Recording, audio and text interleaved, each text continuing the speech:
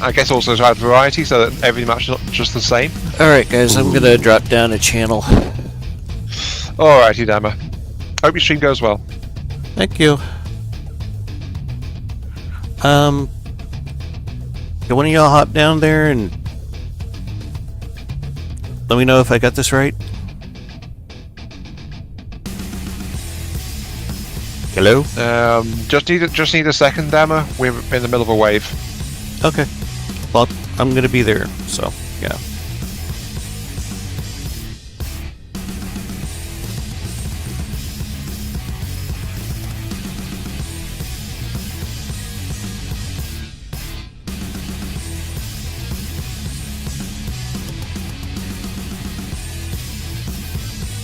Hello guys, this is Dama.K2. Sorry about that.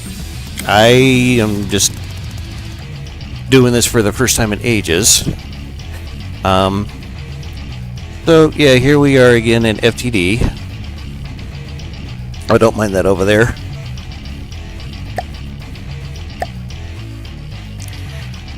I'm saving that for something else. Anyway, just give me a moment. I need to put up some links. Again, I apologize. I haven't done this for a very long time.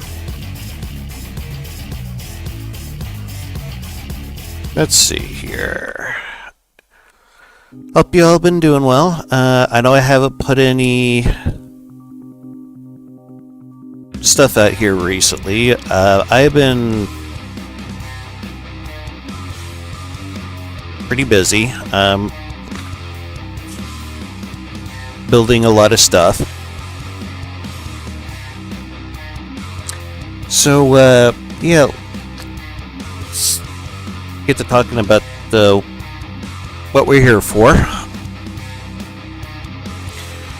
I have been building for a new campaign that I plan on doing at 2.4.9 again. Hey, Dama, here to check audio. Oh, okay, thank you, Clint. Anyway,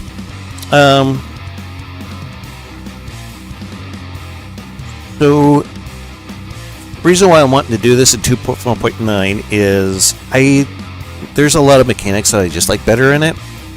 I know some people are going to question that. That's okay. I'm just going to do my thing like I always do, and people like it, like it. If they don't, they don't. We'll just go from there. Also, I don't have a lot of faith in the strategic AI, even in the most recent version. I'm not going to get into details. I just don't think the strategic AI is very strategic. Anywho, let's start off with yeah, don't mind. What's that? You're good. Oh, the okay. audio is good. Okay, thank you, Clint.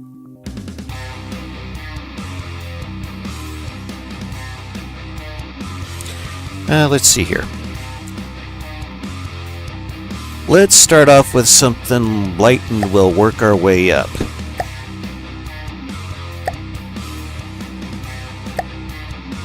This right here is a torpedo boat. I try to make it very, very cheap. It's actually cheaper than the torpedo boat that I used for my first campaign. Also, I should note that a lot of these naming choices, they're kind of subject to change. I'm not entirely sold on all of them. I kind of want to have a fresh start in this, so maybe start reusing some, or start using some new names instead of just repeating the same ones over and over. Yeah, this guy's actually pretty quick.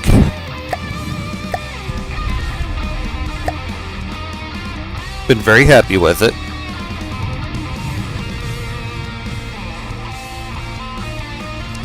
I don't usually do this a lot, but I am using steam engines for it. It's got some weird issues with wanting to go in reverse, I guess. Anyways, not really a whole lot to it. It's primarily just going to launch 2 torpedoes from these tubes here on the side, and it's got like a token AA defense. I don't know why the game is got this in my old fleet colors, but for some reason the simple weapons keep doing that.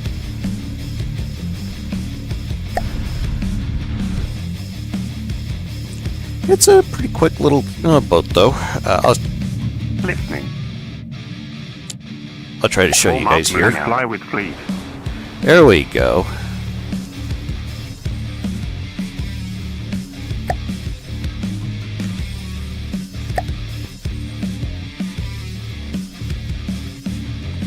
Can get up to about 30 meters a second. In this version, that's actually pretty fast.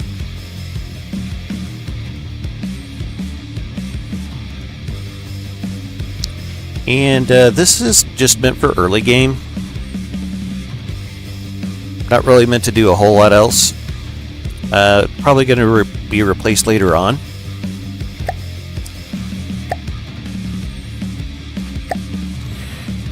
We have, let's see here.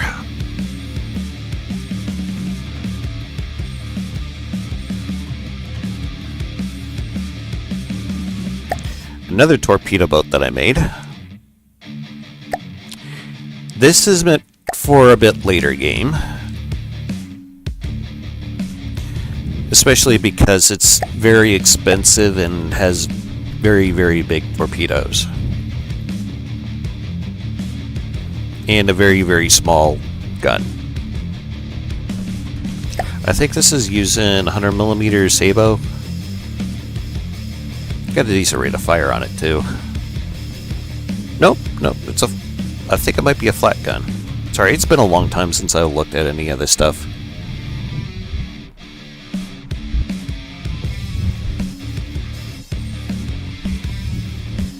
Yeah, it's using a 100mm flak warhead.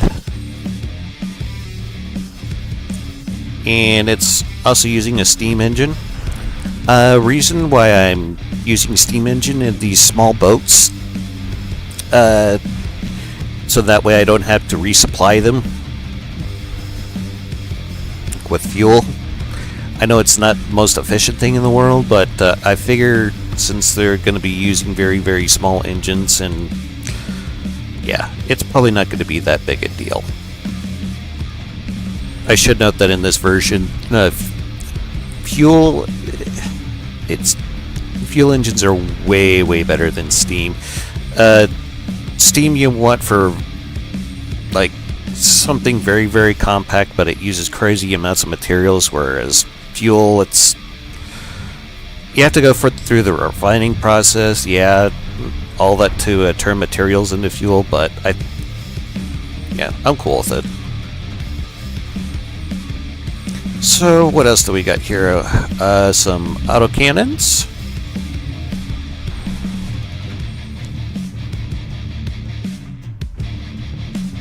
Not really much, just token anti-air defense here. Oh, by the way, if any of you are out there watching this want to join me in voice chat, let me know and I'll put a link and you guys can hang out with me in voice chat on my Discord while we're going over these.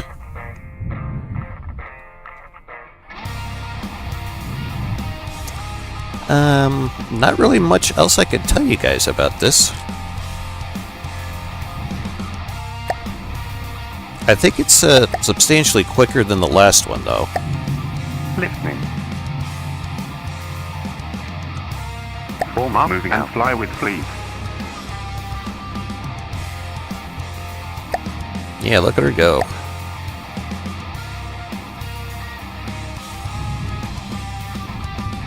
I did all kinds of work to try to squeeze as much speed out of this as I could. I think I have some hidden thrusters here in the back. Nope, just eternal deadly blades. I know some of you are going to cry foul over that, but whatever.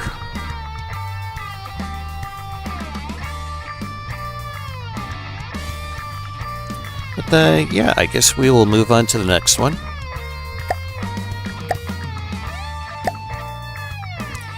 Let's see.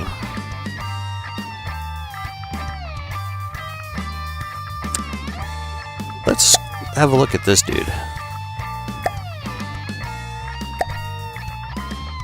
Just a real tiny Corvette. It's using, I believe these are 120 millimeter cannons. Not really a whole lot to them.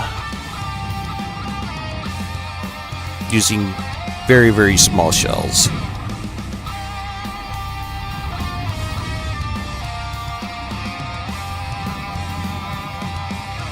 Just hash shells, nothing too interesting. They're actually still pretty good. I was testing out some stuff earlier, don't mind that. But yeah, it makes a pretty decent early game warship. I'll let you see the stats on the gun. I think that's a pretty decent rate of fire.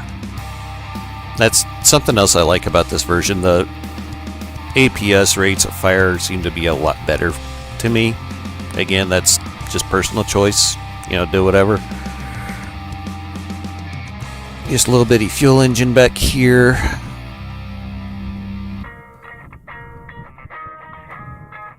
And yes, some more internal Deddy blades, because I like to be able to dictate where and when I engage my enemies. So speed is awesome. Well, we have a little torpedo launcher here on the back. Just some very, very basic torpedoes. Oops.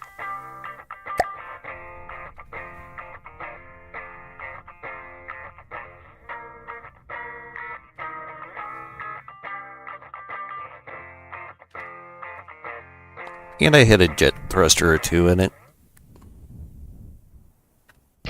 Just, yeah, speed is awesome.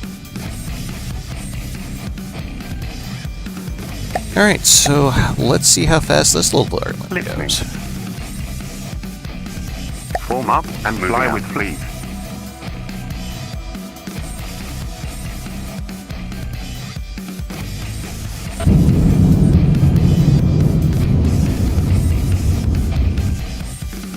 So, yeah, 27 meters a second. That's pretty respectable. It probably could use a little more deco work. Or, I'm sorry, decos aren't in this version. I meant to say mimic work.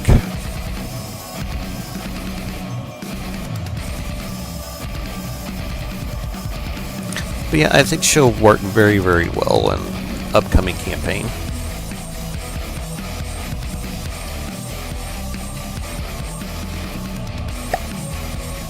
Alright, let's go on to our next one. We have...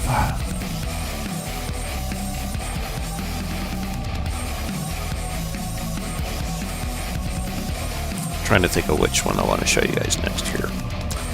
Hellenbach Mark IV. Hey Norm, how you doing?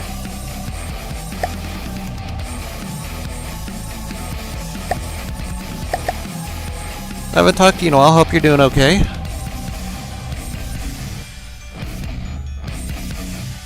This is a destroyer that I made. Been pretty happy with it. I believe it uses 2 meter long 120 millimeter shells. Yeah. Not really great accuracy, but it's going to engage at pretty close range, so yeah, I'm not too worried about it.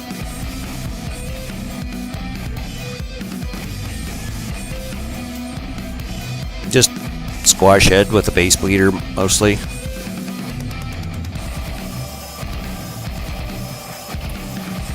I'm doing better than I was, Norm. I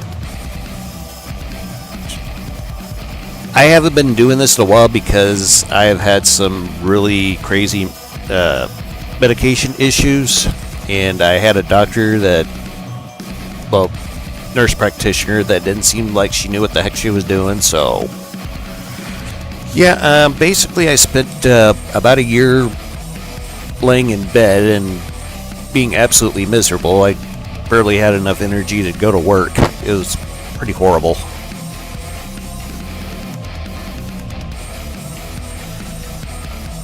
And she's got like 1, 2, 3, 4, 5 turrets with 2 guns each. 10 guns. Has some basic shielding.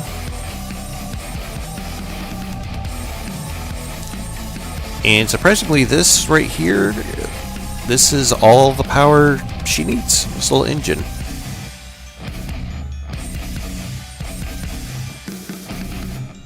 I got it from the Emerald fuel engine platform.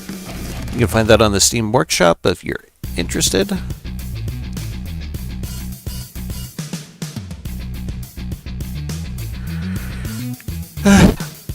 I guess that's one way of putting it, Norm.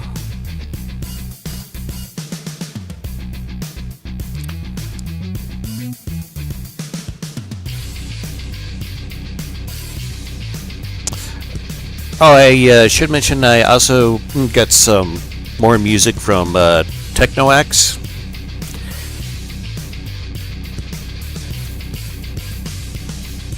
Oh, thank you, Norm.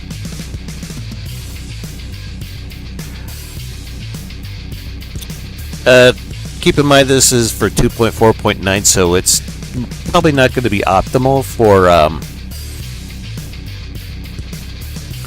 current version. Though I imagine you guys could probably take some of these designs and rework them to fulfill whatever needs you may have. Well, I imagine this thing would go a lot faster in the current version because they kind of did a bit of a buff to propellers where you can significantly increase the power output to them.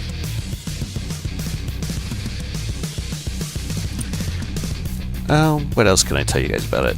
Yeah, we got some token anti-air defense here with the twin 40mm.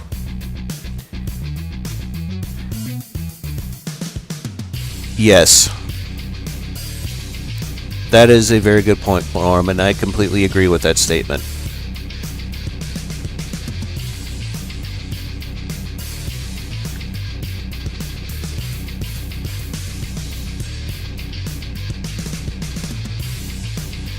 Oh yeah, we also got these quad 20 mils up here. They're pretty useful. We have a pair of missile launchers using my favorite missile configuration from Razul. These are freaking awesome and basically good against everything. And we have some torpedoes, because what would a destroyer be without its torpedoes? Very basic torpedoes. They just launch from the bottom. This design does pretty well against the crossbones.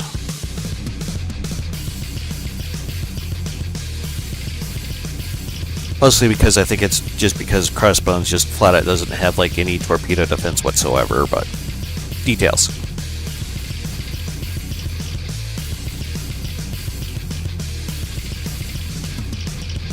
Alright, I guess we will move on to the light cruiser. Also, this could probably use a little mimic work as well, but other than that, I think it looks great. Oh, by the way, guys, if anyone wants to get a hold of any of these designs, let me know either in the comments or in chat here, and I'll be more than happy to upload them to the workshop for you. Just remember, this is for an older version of the game, so your mileage may vary.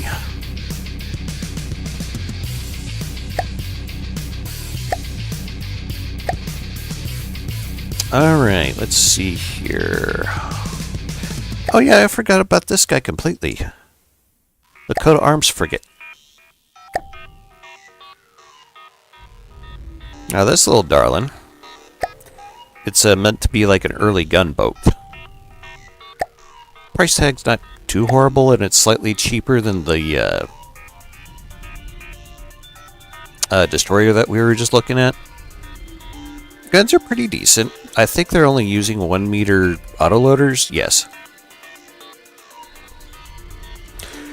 Let's see here. Norm says, I heard they messed up controls in the current version. I haven't touched that yet. I'm on refuel ammo version. Okay. Yeah, I don't blame you, Norm. I have tinkered around with the new camera controls in the current version. It does take a little getting used to, but it's not too horrible, I guess. It's mostly tapping E a lot more than I prefer, but yeah. So, back to the frigate here. I believe these are, yeah, they are triple barrel 120mm guns using 1 meter autoloaders.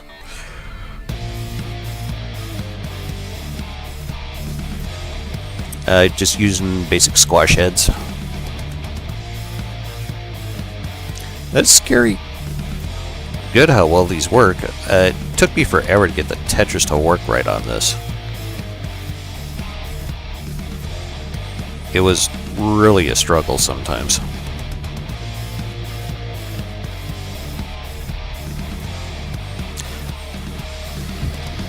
Really, they let him go, or did he just up and quit? I'd be curious to know what version of that happened. He's saying Dama was let go? I don't really know much about this myself, but if you guys have been longtime friends of the channel, you know not a huge fan of him. I'll leave it at that. I don't want to get too much more into it. Anywho, we got ourselves a little bit bigger of an engine here. This is just a low RPM.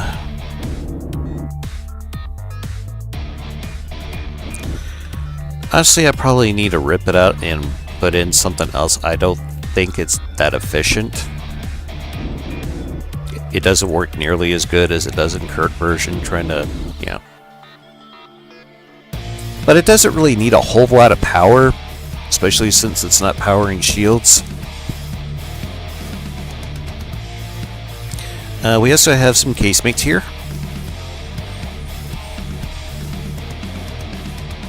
The old 130mm. I believe they just use the same shells as the main guns.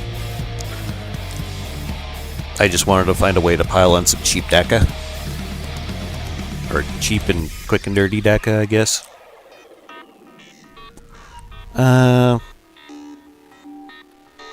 Some very light torpedoes here.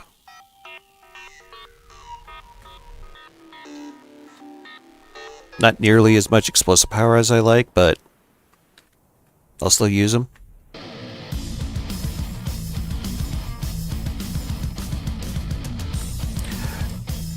Usually with a lot of my surface craft, I try to put torpedo launchers on because there's always some random boat that, you know, will like be above 80% and sinks, and then you can't get to it with APS at all. And yes, I use that a lot actually, Norm, and I don't care if they call me a jerk for doing so. As said before, you guys do whatever you want, I'm just gonna do whatever I want. And this shell right here, that is for an anti-aircraft gun. I haven't used this one in a long time, but this is actually one of my favorite configurations for an anti-aircraft gun. It uses timed frag. That's some seriously nasty stuff.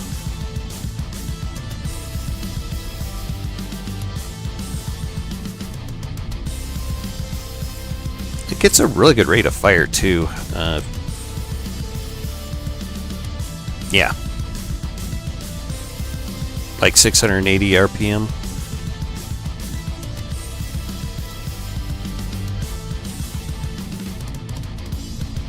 I did all kinds of crazy Tetris down here. I know, no Norm.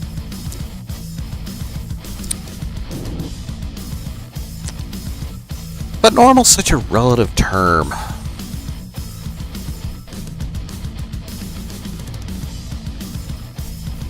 And who wants to be normal anyway? I mean, it's boring for the most part.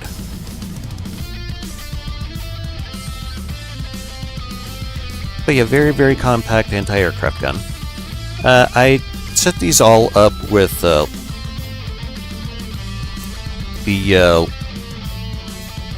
laser targeters, mainly so I could switch this out to anti-air shells if I ever wanted to. I imagine it would be pretty good for that. And they get a pretty decent rate of fire for their size. And it was really, really hard to try to even come close to balancing the rate of fire for these guns out. That's why the Tetris on them became so difficult.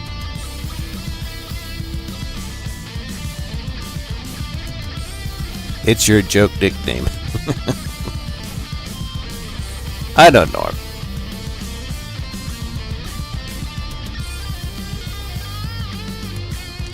Of course, we got a little token AA up here.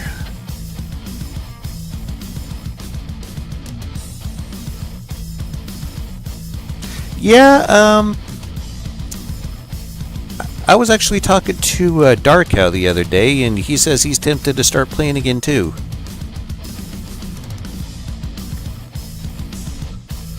But he says he's got a lot going on too with schoolwork and crap like that, so that remains to be seen. Anyway, how about we take this thing for a bit of a test drive so we can see how well she moves. Remember it, this thing's pretty quick. Form up and fly with glee.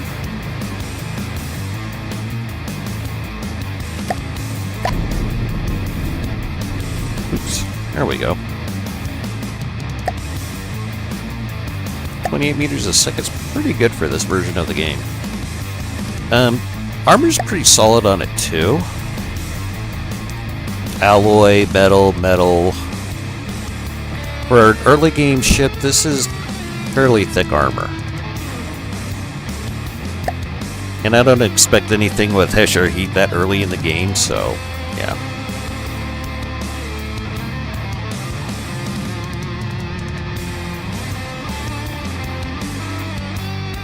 So yeah, that is our frigate.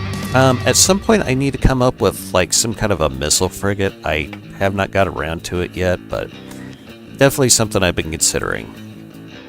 I don't really have any missile heavy units yet for this, but I'm sure that'll come down the pipe soon. Anyway, let's move on.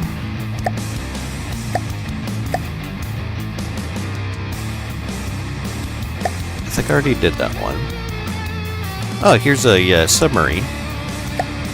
It needs a lot more finalizing. As you can see, it's very bare bones. I haven't done any mimic work to it whatsoever.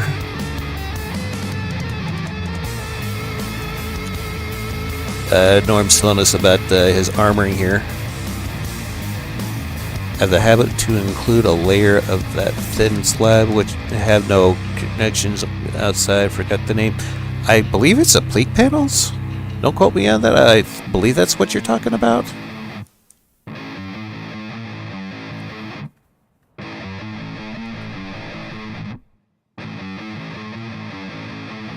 Anyway, it's a pretty nice little submarine.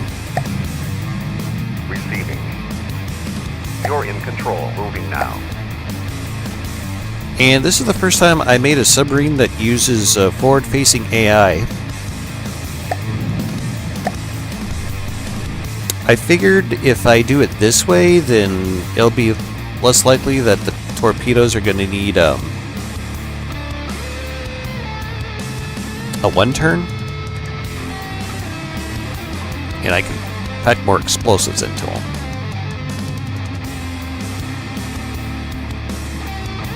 Armor on it is very thin, but That's because she's a submarine and I don't expect her to take all that much damage. She's got a bank of Rizzle's missiles.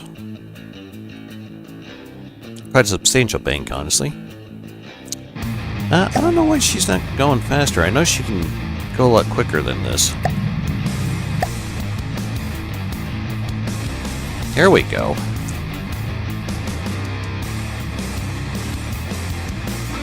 For some reason, the AI never seems to want to max out the speed on these. Weird.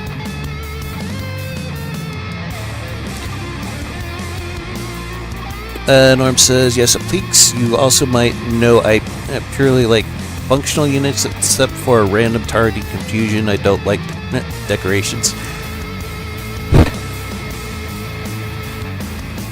Yeah, I get that. I just like to try to make things nice looking for YouTube.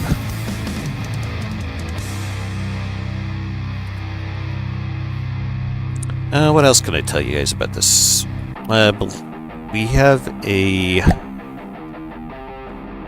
deployer here for distraction sticks.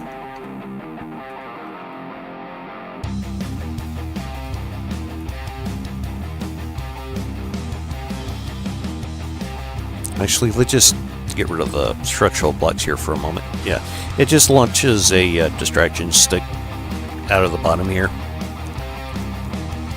That way it can have some level of protection against torpedoes. It consumes ammo like crazy, of course, because it's a submarine and mainly uses missiles and torpedoes. That's to be expected, though. One thing I was seriously considering doing is making a submarine that use supercavitating APS. It would be substantially cheaper, and APS would be a hell of a lot harder to shoot with lambs if it's going underwater. So I might play with that here at some point. You might tell about combat movement pathing and general role in the army units, well, one by one, like circling or... you make a good point there, Norm. Yeah, basically, all of the surface craft that I showed up till this point, they use circling AI. I think it's a lot better than the broadside AI, in my opinion, because when a ship is approaching its target to get into broadside range, with the broadside AI, it just dives straight at it. Whereas if you're using the circle target AI, or the circling AI, you can set what angle that it approaches the target at. So that way the guns are more likely to, or more of the guns on your craft are going to be able to fire. Which I think is a huge plus. Because a lot of people, they tend to lose... they lose their ships because they can't bring all their weapons to bear. And also, when I go to do my shielding, I typically don't shield the front unless I'm making a front sider. I do that to try to save materials and engine power and so on and so forth.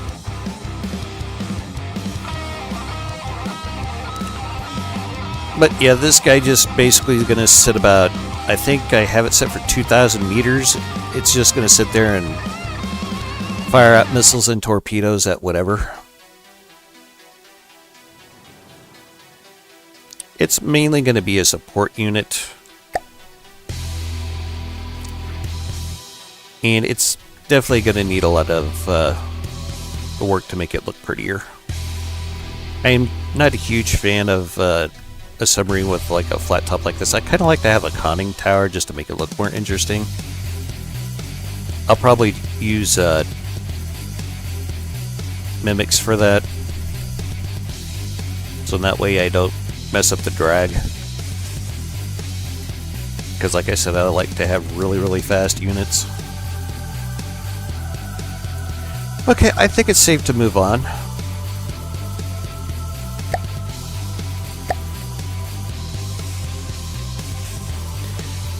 Norm says, I like to keep my units on a height plane where they cannot hit each other.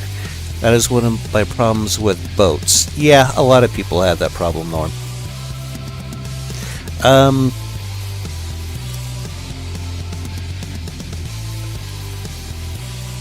I think that's because a lot of them, a lot of people, they probably need to work on the distance that they have their ships circle their target at. And kind of like layer them, for lack of a better term.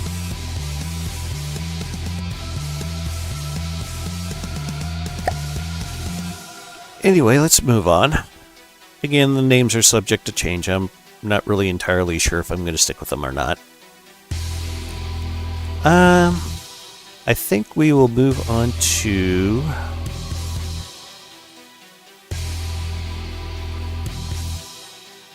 thinking which one I want to do next.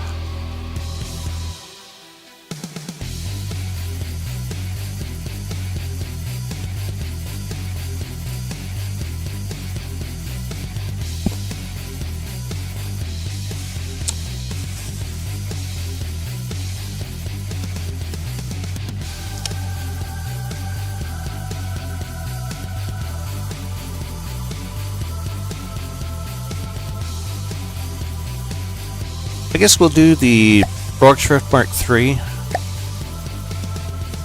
This is a light cruiser.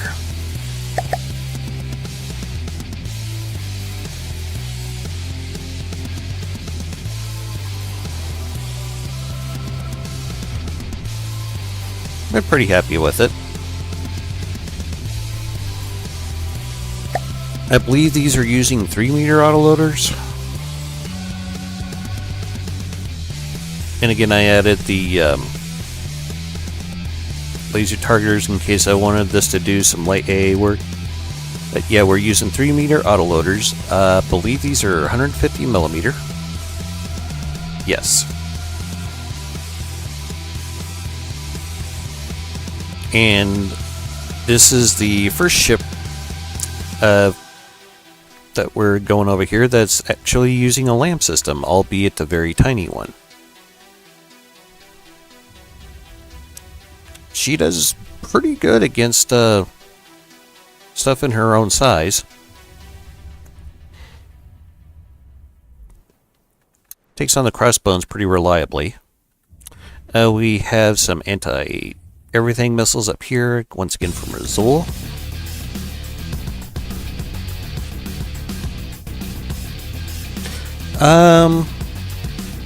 I did not make these for a custom campaign. I made them for a 2.4.9 campaign that I'm going to be starting here hopefully soon. I say soon because I keep coming up with ideas for things that I want to make. But yeah, QFN means Quest for Neater.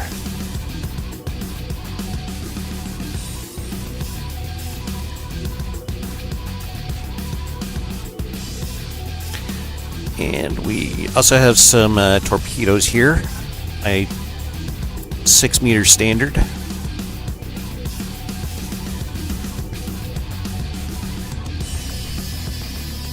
And this is the actual shell that the main guns are using. It's like crazy big.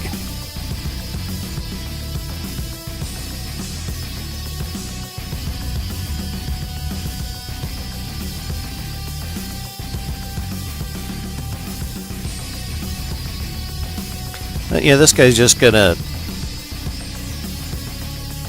lob shells and torpedoes at whatever. Maybe missiles. It's feeling kinky. Gonna do that at about 2,000 meters. And there's that approach angle that I was telling you guys about. Really love that feature.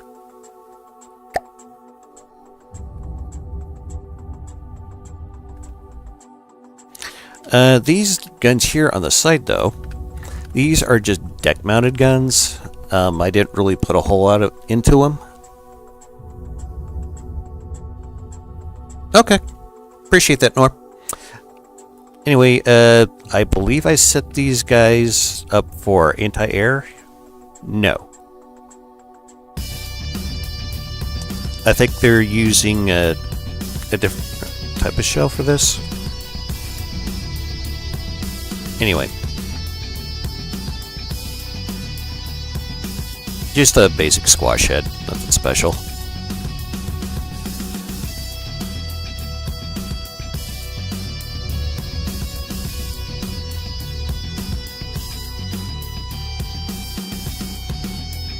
Yeah, we got a lot of hidden thrusters back here, trying to squeeze as much speed out of her as we can.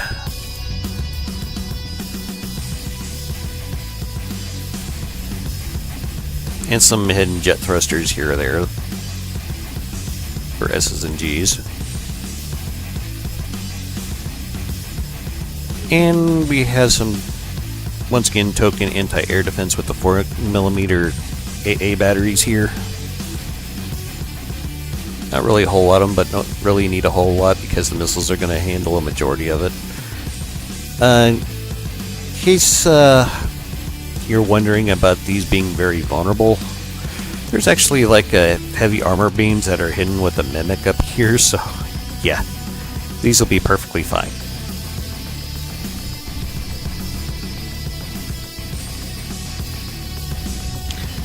Anyway, I think that might be enough of this guy.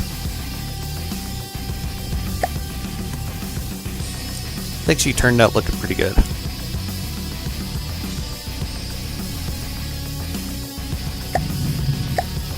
Alright, let's see how she goes. Listening here.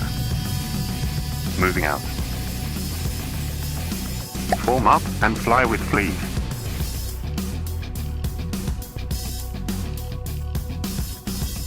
And a lot of the stuff I've been showing here is mostly just beginner craft. I don't expect them to do much beyond that, but who knows? I keep getting that stupid error up in the top right, because I'm sorry, top left, because something about these side guns here, they keep wanting to use the wrong shell customizer. I don't know why. I change them and I change them and I change them, and it just keeps wanting to take the wrong size shell. It's annoying as heck.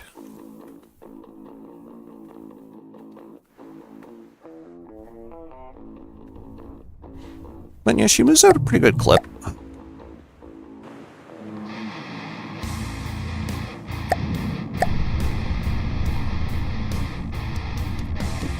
"25 meters a second for a ship in this version is very good."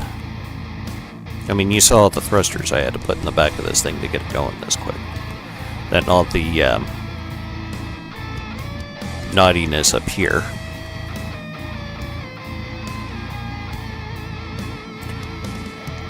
I do have some pretty interesting airships, but I'm kind of leaving that as a teaser. I might show off one of them for this stream.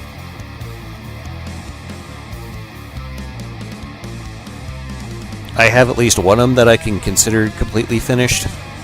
I have a few of them in different states of being done.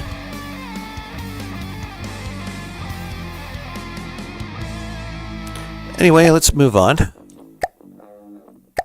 Oh, and if you guys want to see any... Oh! Hey, how's it going, Master Disaster? Hadn't seen you in ages. Hope you're doing okay.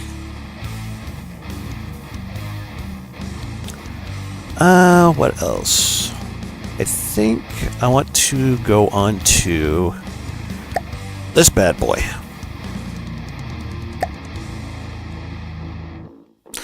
Now this darling, whoo, let me tell you. She's not very quick, but boy, is she loaded to the gills with DACA. She is a cram pre-dreadnought.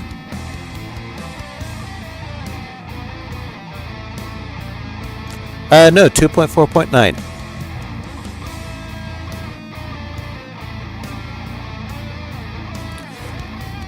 I'll leave that as a surprise till the end, Norm.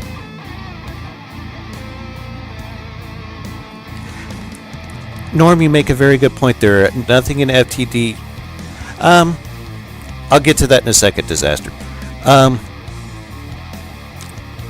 Yeah, nothing is really ever finished in FTD because there's always changes you can make down the road. Now, to get back to Master question, I like the APS mechanics in this version a bit better. Because manually, I love belt blasters. I also like the campaign a lot better because you can get more and bigger battles. I don't think you're capable of getting that kind of thing with the current version because the strategic AI, in my opinion, is just not that good. If they make it to where we can get some more and bigger battles, I'll seriously consider doing a Quest for a Neater run in the current version, but I want to give you guys a lot of battles to watch. And I like having a lot of battles too. But anyway, back to this guy here.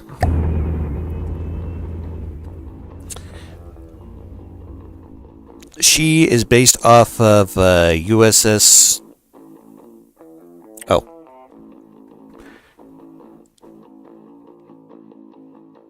Yes, that is what I am saying, Disaster. There's always something you can tweak, something you can improve. Excuse me for 1 second. My cat decided that he wanted to wake up and ask for attention. Yes, I'm not a fan of the Council either. It seems like a really gamey way to play it because if you play your cards right and if you get lucky, you can like start off the campaign with like a million resources. Hey Viz, how you doing?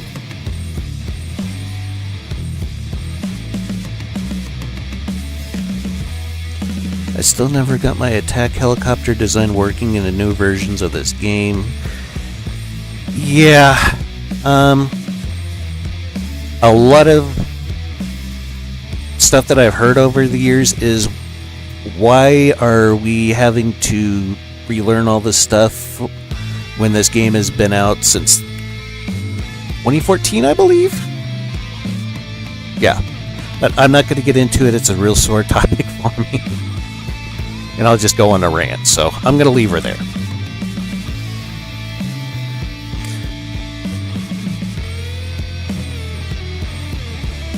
A tricopter. That'd be interesting to see. That reminds me, I need to make an attack helicopter at some point.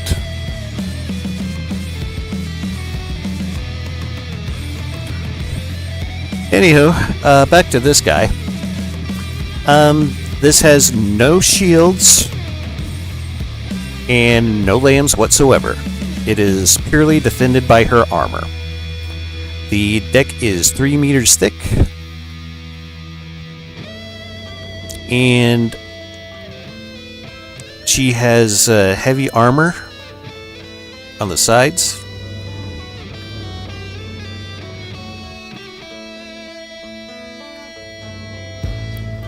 Lots and lots of cram cannons. Lots of this nonsense going on too.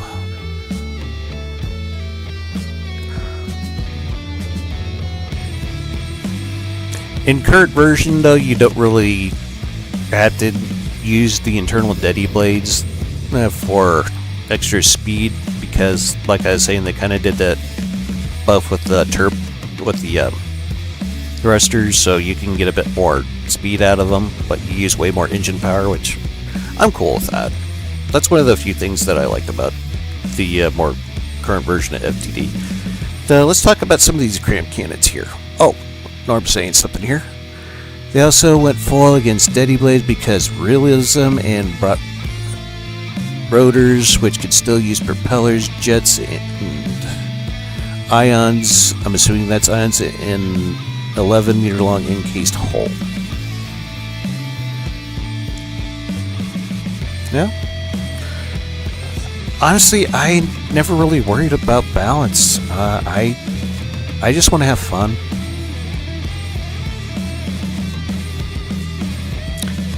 Let's see here. Viz is saying it was a cool design. It looks somewhat like an AH-1 Cobra with 2 side engines and a 1 on the tail control of the pitch. Okay. Yes, I vaguely remember that disaster. That's kind of one of my favorite things to do in FTD is mess with battleships. I've been fascinated with battleships ever since I was a kid, and I got this book by Robert Ballard, the guy that discovered the wreck of the Titanic. And it was about him discovering the wreck of the Bismarck. And if you don't know who or what Bismarck is, seriously, check it out. Very interesting story. Also, interesting side note. They didn't admit this till fairly recently that one of the reasons why Ballard was doing this, the U.S. federal government was tasking him with trying to find Soviet submarines, I believe. Kind of nuts. But yeah, the finding Bismarck, that was just kind of a cover.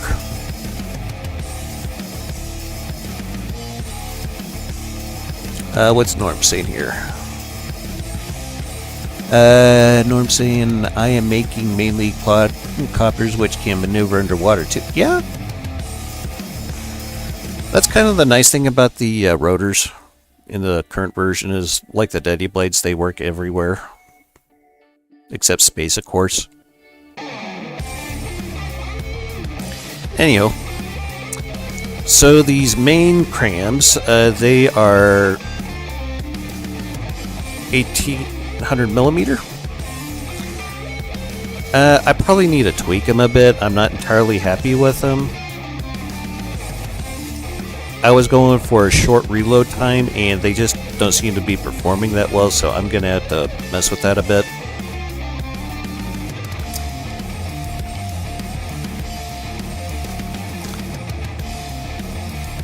And we got a little torpedo launcher down here, the bow.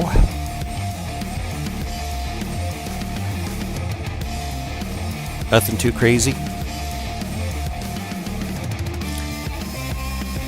Norm asks, can you still go to space in the current version by using balloons only? I don't know. Not entirely sure about that.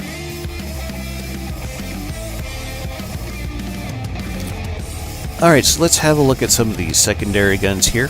I believe I have these set for 1000mm. Yeah, these are using, I believe it's like inertial explosive shells.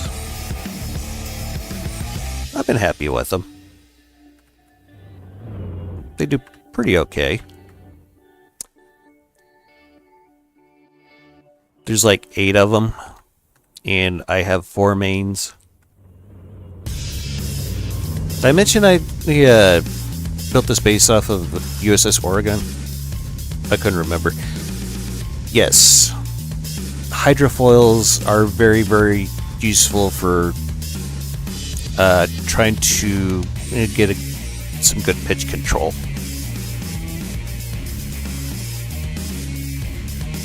And you hardly ever need a bunch of them. Alright, so moving on to these secondary cram casemates. They're basically using the same shell as these twin barrel secondaries. So, I'm kind of tempted to make the barrels a bit bigger on these. Maybe go for like a 1500 mil. I don't know. I'll mess with it off camera.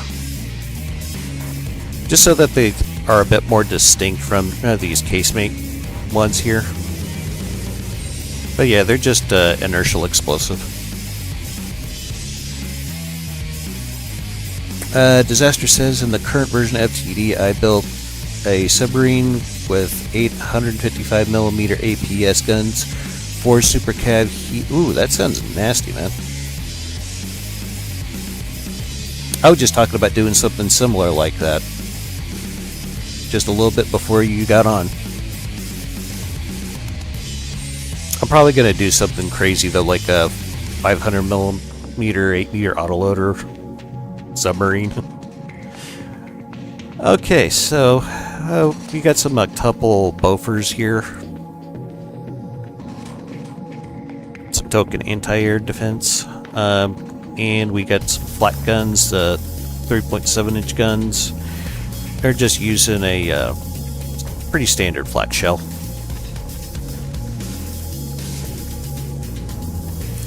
But, yes, this thing can really take a pounding, though. Now let's just have a quick look at her armor. We got alloy, metal, heavy, metal, and then we get to the internals. So yeah, pretty tanky. I think she turned out looking pretty good too. Oh, I also did this on the bow. I thought that turned out pretty good. Yeah, I'd have to agree with that, Norm.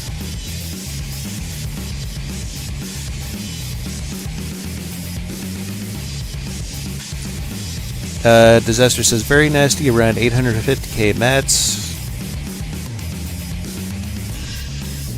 That's nice, because Black Current is a design a lot of people struggle with. Because that thing is just ginormous and has so many torpedo interceptors, it's just insane. Anyway, hope you guys like this little figurehead I put on the front. I just used like some spin block shenanigans to try to make it look nice.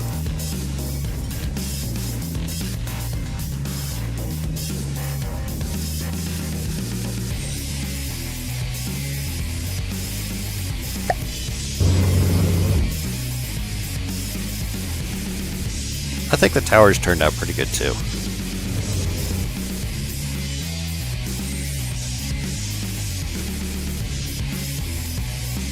Alright, so let's move on to other things.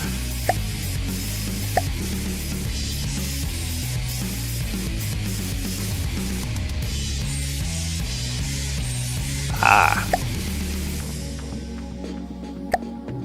Now this guy. She's a biggin.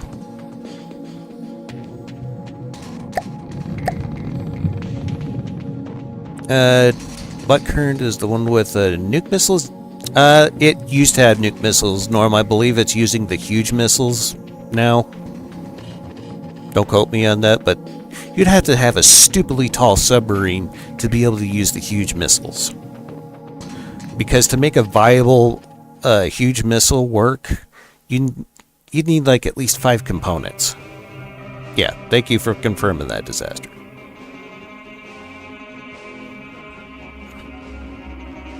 Actually, Norm, the best way that I have found to be able to take out those missiles is with the laser.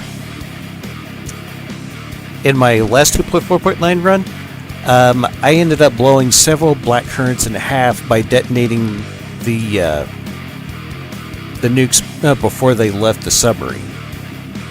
It was pretty awesome to watch.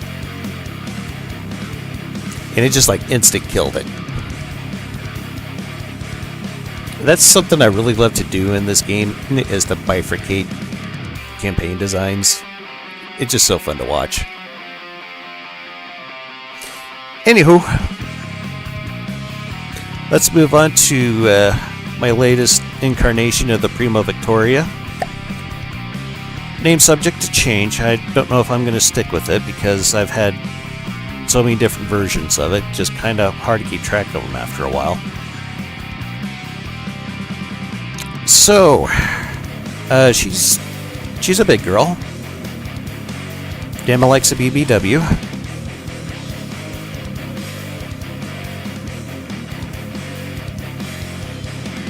Mm-hmm. That's right, Norm. No lasers underwater, unfortunately. She's about 500k, and I'm calling this a super cruiser, because she's loosely based on, what was it, USS Puerto Rico from World of Warships. That's why she's got the 12 main guns.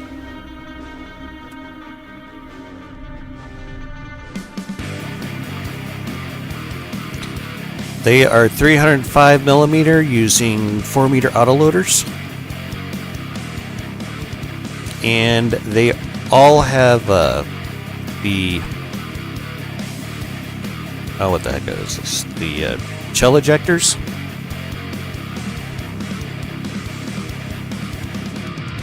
That makes her just a little extra tankier. Fairly good lambs. Got several of these sporadically throwing about the ship. Yeah, PAC isn't very good in this version.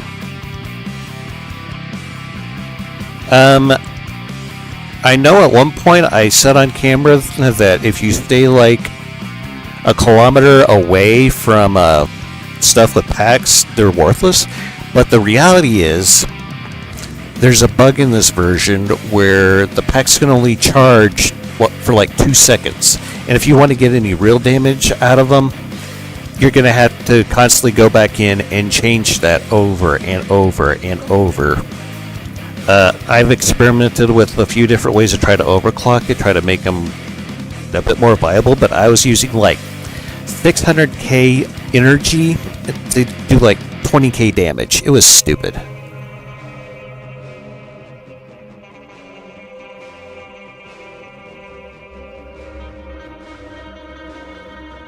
Yeah, I just really like the gun layout on it, Disaster. I mean, that's a lot of mains. I'm not gonna lie. It's almost like it's like having a mini Montana, you know? Anyway, let's have a look at the shells for this guy here. Don't mind that beep. My computer just does that sometimes. I believe it has a mixture of several different shells, actually.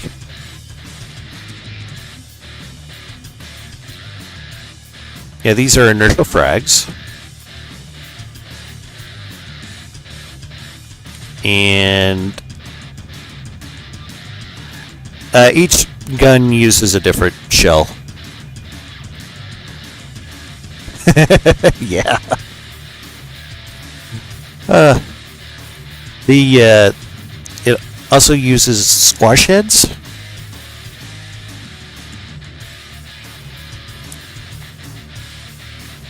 Let's get that set right. Actually, it's a head sheet combo. You have to excuse me, it's been a while since I looked at this at all. But head sheet is amazing. I've always had pretty good luck with it. And I believe the other gun, it uses hollow point. Yes. These are pretty nasty as well. Do a lot of structural damage. Norm says, well, I'm thrifty and slow. Units working together. The fire rate multiplies as there are more armaments on more units. Yeah, that's fair. I just like to see real big ships slugging it out. I mean, you do you, man. Play the game how you want. That's what I've always been about.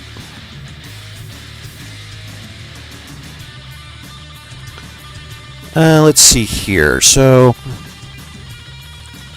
I gave these a bit of rail usage here, so then that way they could fire more accurately. It doesn't get very high, but it doesn't need to in this version to get much accuracy out of it.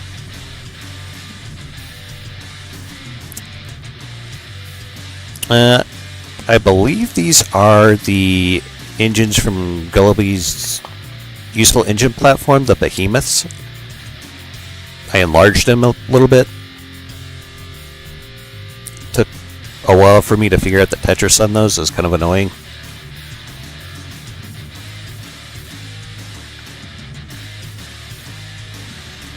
Let's see here. We got more Lamsec here. It's storage. AI's right here. Don't worry, there's heavy armor between the ammo and the AI. Yeah. And these are all subdivided, so then that way it doesn't all go off at once. It's going to take a bit of pounding to get to all of them. I believe I got this guy set up for... No, that's not the right AI. There she is. Yeah, she's going to circle at 2,000 meters and just blast the heck out of everything.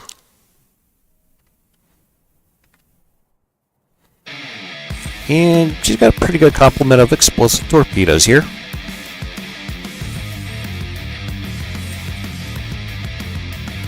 Pardon me for a sec here, folks. I gotta let my cat out.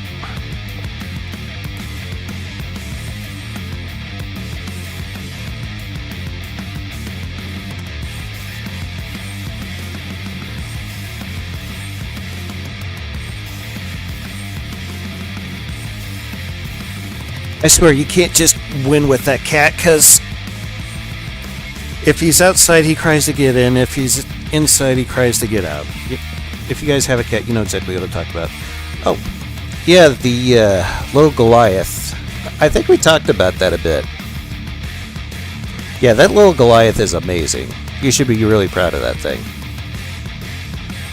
Pretty good little engine there.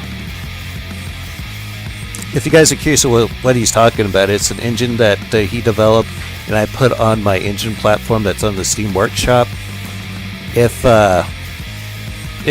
anyone's interested in that, leave something down in the comments or in the chat here, and I'll post a link. That's probably the best thing that I have put on the Steam Workshop, to be honest, because it's gotten like over 1,000 subscriptions. It's crazy. I had a lot of help on it too. Don't get me wrong. Several of those designs are not mine at all, and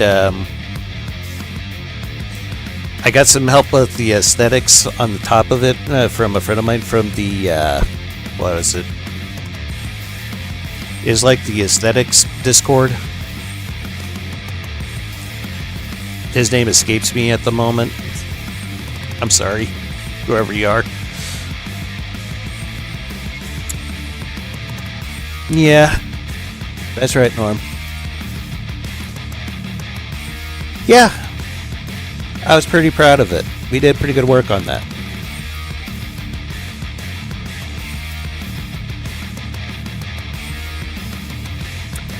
What else do we got here? Some torpedo interceptors, because I expect this to be like a mid to late game design.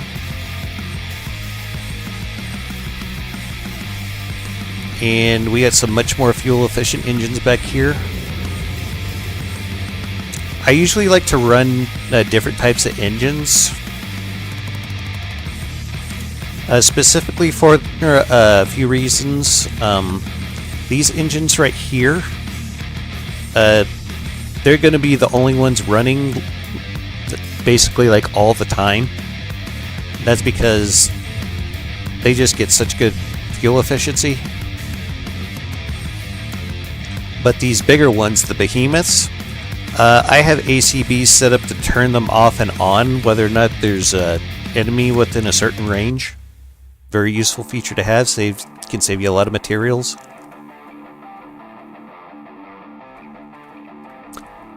And I also am using these little deck guns here again. I think these were the ones that I had set up for... Yeah, they're the ones set up for flak. And these secondaries here, I think that, yeah, they're set up for flak too. They're basically meant for some light AA work. They don't really serve much of a purpose beyond that.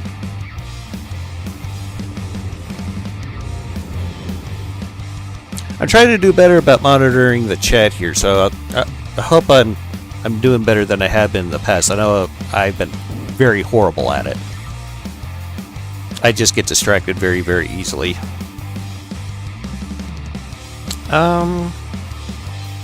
You know, we got some of Rizal's missiles up here.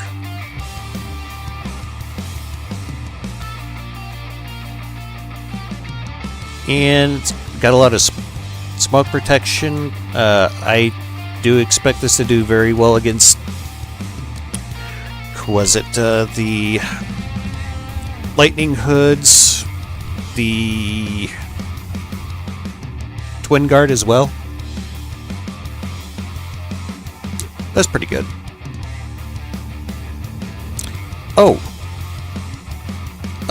Okay, Viz. Oh, thank you for that, Norm.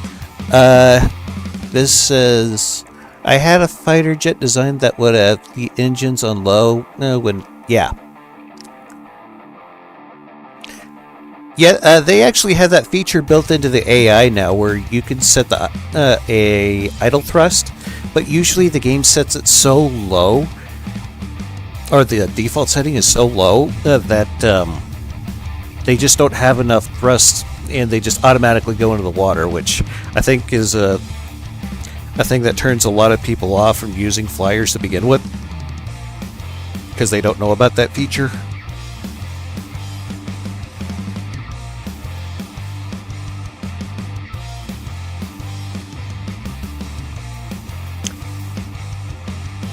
So I think I have one more ship I want to show off to you guys, and then we might move on to some planes if you want.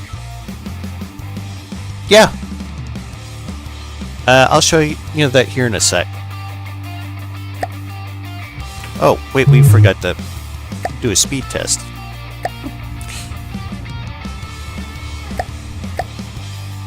I believe she gets 25.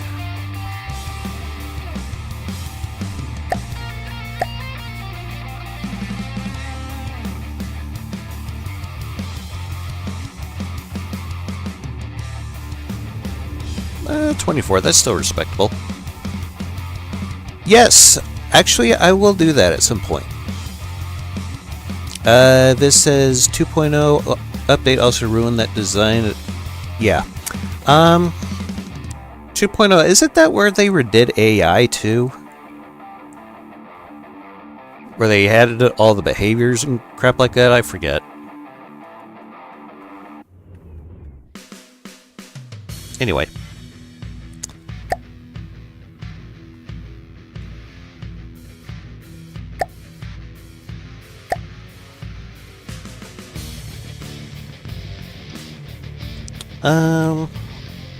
There was one more ship I was going to show to you guys. Now this is very, very unfinished, just so you know. Okay. I got you.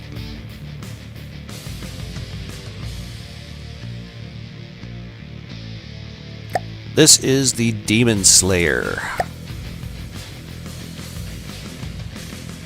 She, like I said, very, very unfinished. Needs some work. Fully functional at this point, though. Her configuration is similar to that to the IJ in Takao. It might be worth a look for you. Again, I'm not a huge fan of the campaign right now. If they make it more interesting, I'll definitely try doing the Quest for Nita run.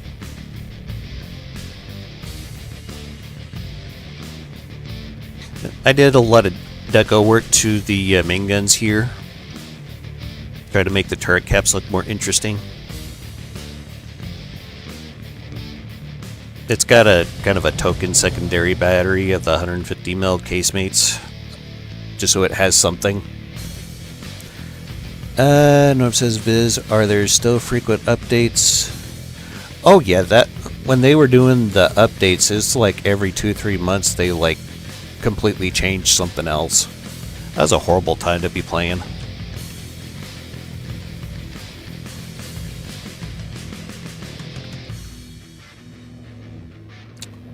So let's have a quick look at these guns. They are 250mm, I believe, using 4-meter autoloaders. So let's see. It looks like 4-meter.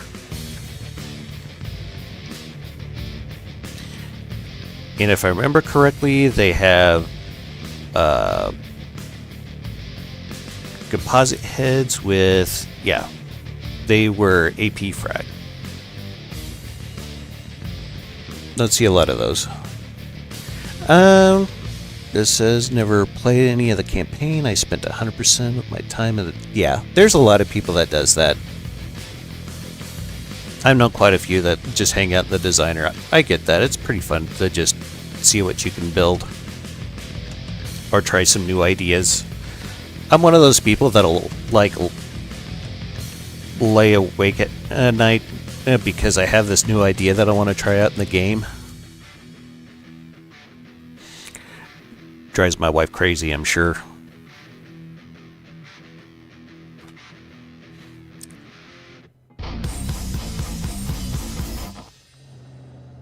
And these are all ejectored.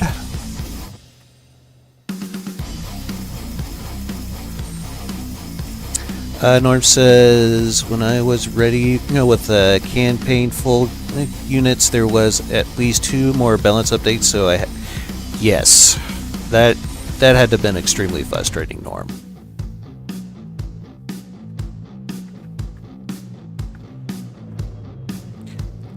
No one likes to have hours and hours of work invalidated like that. That's pretty much what was going on.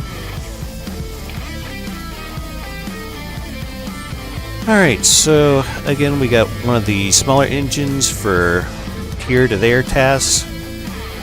And we got some bigger engines here. I believe I have 4 of the Behemoth engines.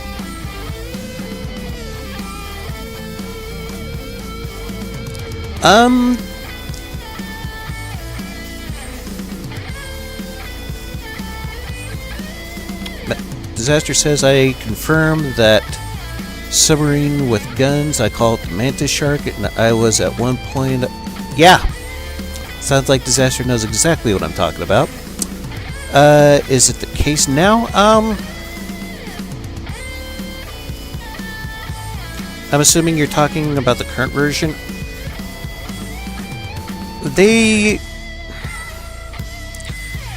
When they added fire damage, that kind of messed up lasers a lot, because now lasers do burning damage instead of just, like, laser damage.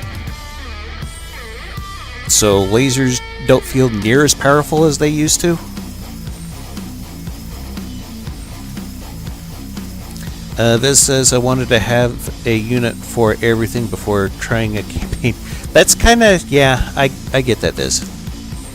Totally get that. Dama was a Boy Scout, so I like to be prepared for everything. Except I got kicked out for eating a brownie. And if y'all got that joke, you're going to hell with me.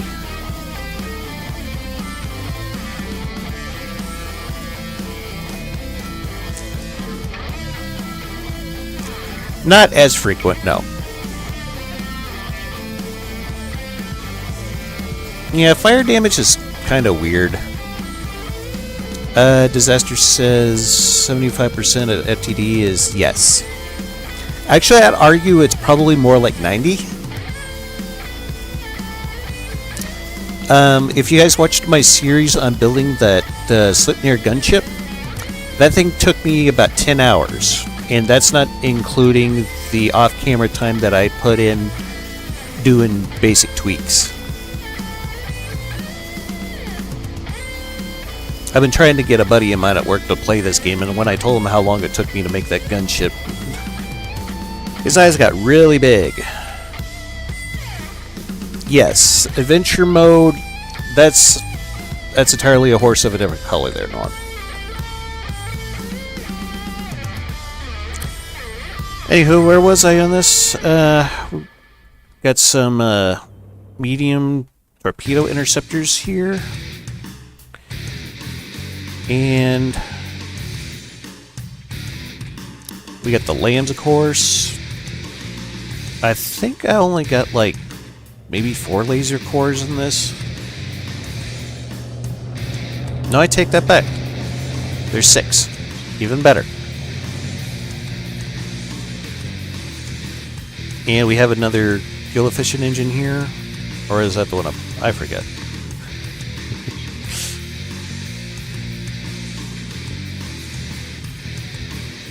I think it's probably safe to move on here.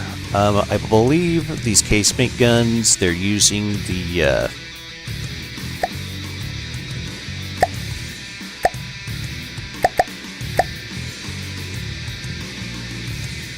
I think they're using the same shells as the mains.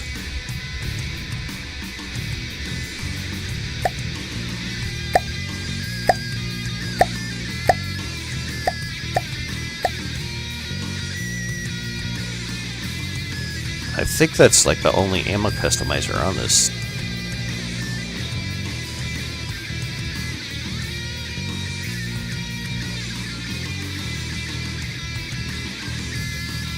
Oh yeah, one's like almost a pure frag.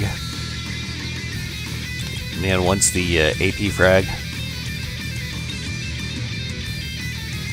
So they might be using the pure frag. The AI, of course. Let's see if I can find the settings on this.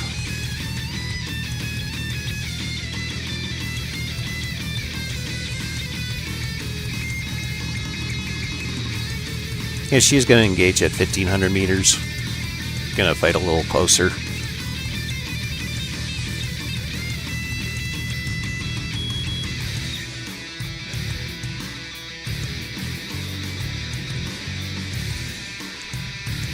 I don't know if I got the shield set up yet.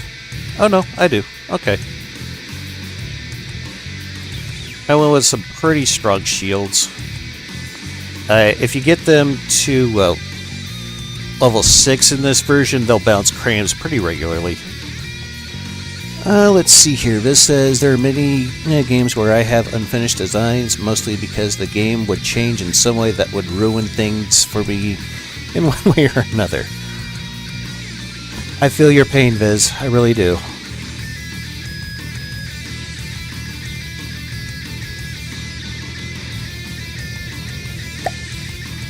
Alright, I think we'll move on to suppliers now.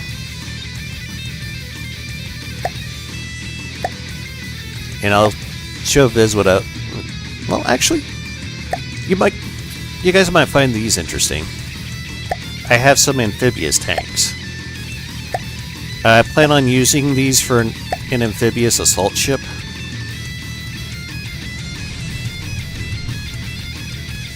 They're not much to look at, but they float.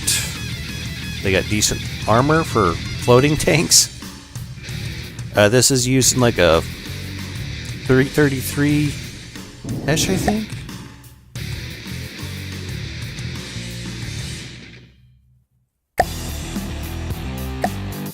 Yeah, squash head.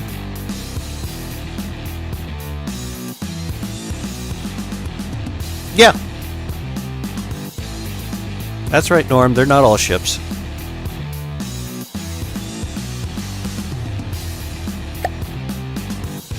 It's a pretty basic tank other than the fact it floats. We're using 3-meter autoloaders in here. I think the round is a Hesh heat. Because again, one of my favorite shells.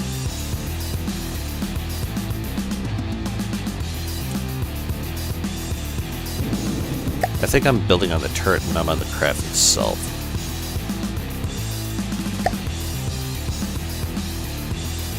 I also found a simpler way to do tank AI in this version, but that's for another time. And we got this little cannon right here. Mostly just for S's and G's. I thought it'd be nice to have a something kind of like a machine gun. A coaxial machine gun. Be more specific. Not a very efficient engine. This thing chews through fuel pretty quickly, but it gets really good power output.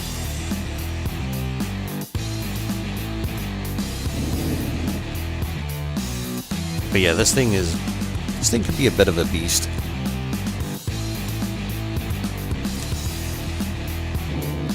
Actually, I built these to take out all those annoying little fishing villages in Neater. I'd have them deploy from an amphibious assault ship that would be providing covering fire. And these would just go in and take out all the little houses and stuff. So, yeah, these are for war crimes, basically. And here we got, I believe it's a roughly a 1600 millimeter cram. It's kind of slow to elevate, but that's because if I put the motorized barrels on this thing, it would flip backwards. It's using an inertial HE shell.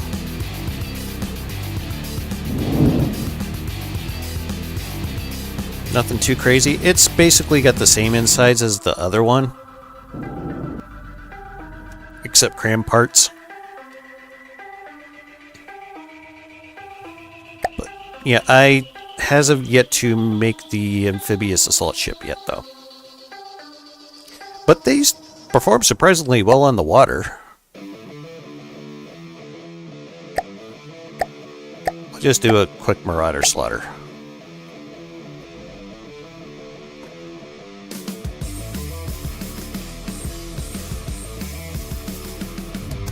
Yes, go my pretties, kill.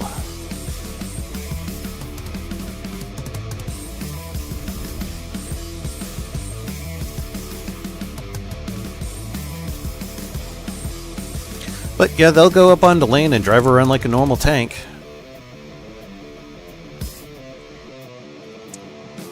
I tried to make them fairly boat-like so that we would be able to reduce the drag.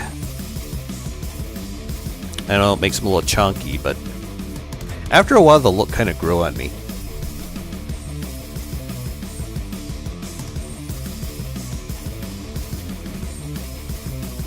I'm also making some aircraft for the amphibious assault ship. I got a fighter bomber ready for it. I probably need an attack helicopter. This says, when I was testing out my heavy bomber design, I made a fishing village. I bet you went all Lathrix on him, huh? Okay, Disaster says, over the years, one thing has never changed the Marauder. The punching bag of every design is tested at. Yes. That's like 99% of the time in the designer, aside from build, well, probably more like 50% of the time in the designer, is obligatory combat testing, as I like to call it, where you just blow up things over and over and over again. I should note that these tanks are designed to work at a much closer distance. I might use them for an Ashes campaign, I don't know.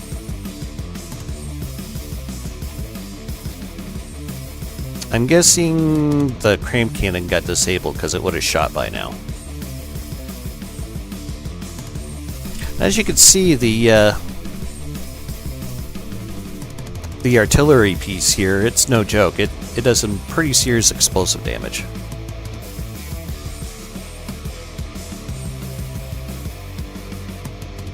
It's going to sit back about 500 meters and use its cram cannon. This guy closes into about 300.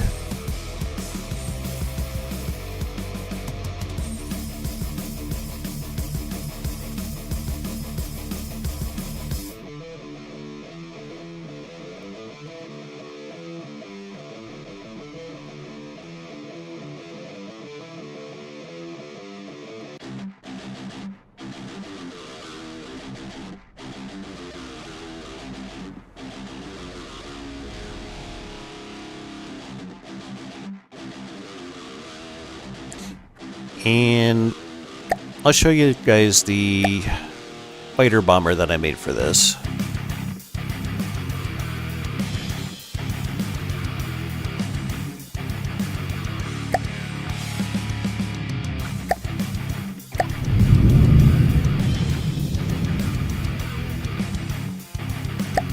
In case you're wondering about the names of these tanks, Samson and Delilah, that's a song by Accept, German metal band.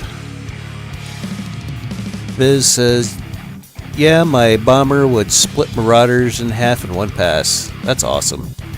I love bifurcation. Norb says, last of my video was trying out my base in combat. Was really surprised when it shot down a Scarlet Dawn spaceship, especially which I had spawned into my unit to be destroyed at the end.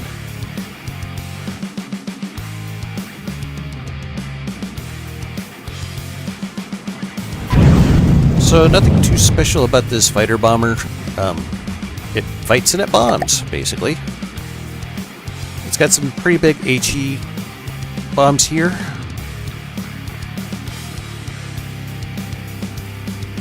Not the most reliable bombs I've ever made, but, you know, whatever.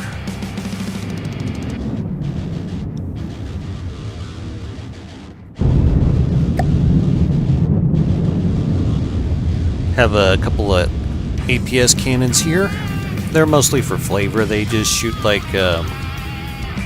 really small shells. This is what they look like here. They'll do a couple of thousand AP damage. Oh yeah, I vaguely remember that, Nor. You have to pardon me, it's been a hot minute since I've seen a lot of this stuff.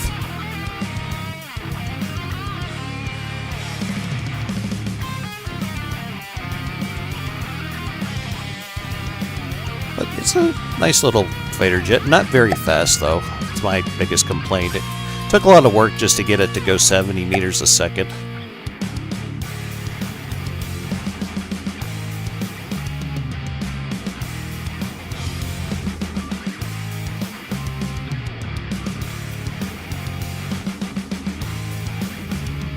But I can kind of understand why a lot of YouTubers don't like doing the reviews after a while, because they just kind of... What's a good way of putting this? They kind of wear you out pretty quickly.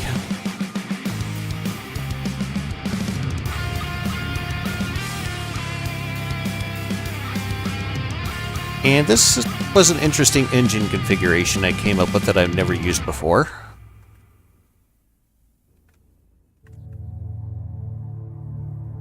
I hardly ever use these adapters. And this thing kind of guzzles fuel as well. But for stationary targets and light AA work, I think it'll do just fine.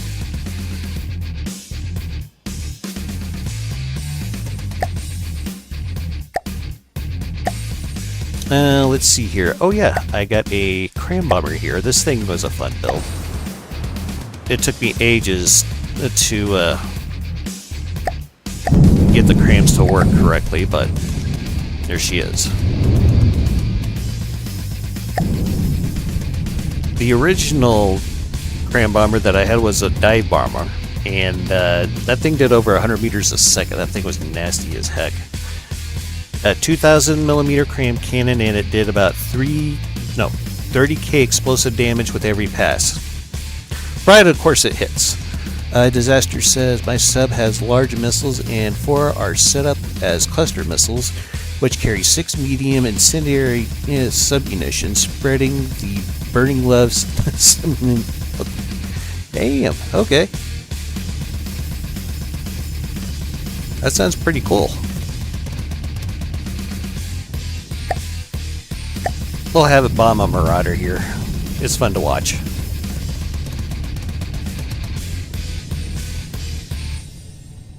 It's got a pretty long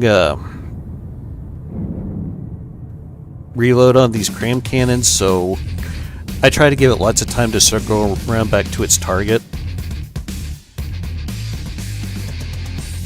Oh, hey, Aeon. Clint, thanks for coming.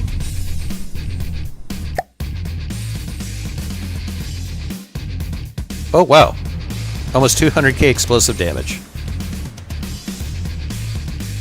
And basically cored out the cram cannon on the front of that. Sorry I missed that, guys. I was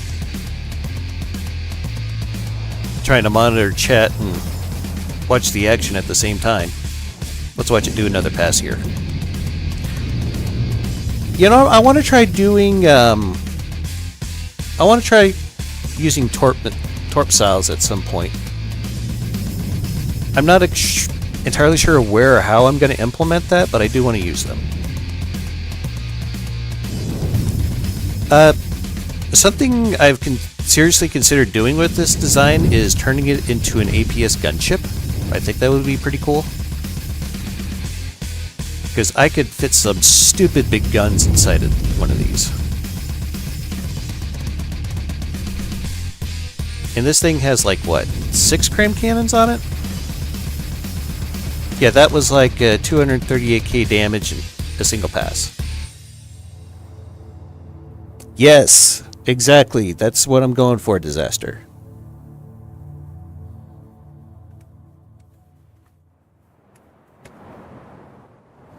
But yeah, this thing has tons and tons of room in it. I have a hollowed out version of it. It needs a lot of deco work, so pardon that, please. I ripped out the engine because I figured I might have to move it somewhere else. But yeah, there's tons and tons of room here. I could put a decent APS system or two.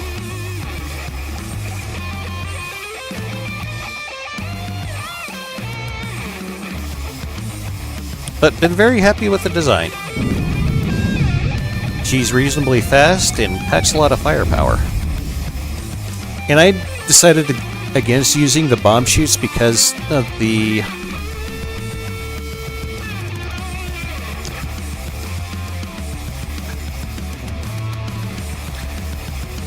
speed at which the bombs drop, or bombs, I'm using air quotes here.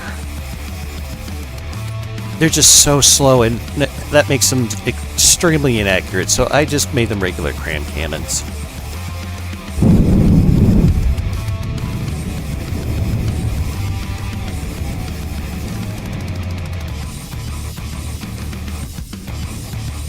That kind of rolls a little weirdly, doesn't it? This is, I think my bomber first had 18, 12 meter long bombs. That's pretty big.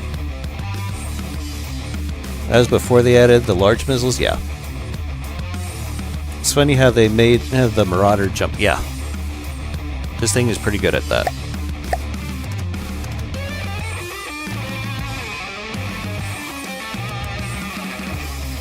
Oh, it sounds like it.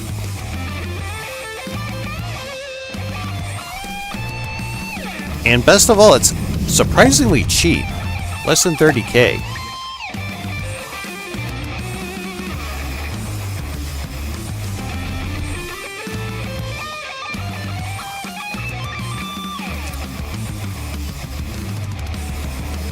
So let me show you guys the cram cannons in this thing.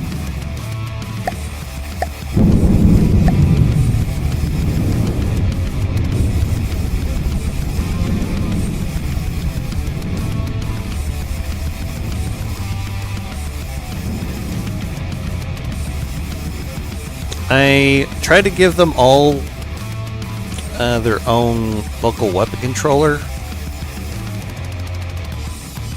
That was kind of a pain to get the Tetris on that correct. They all use time fuses, I believe.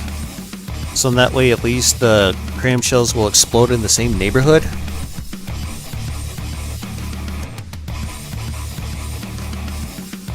You know, that's a good question, Norm. I don't know if that would work or not. But yeah, these are almost 1700 millimeter crams. Just timed HE. Very simple engine here in the back. It gets like all of its power from this one engine. And it's doing up to like 83 meters a second. I was pretty proud of that. It goes faster than my fighter bomber, for crying out loud.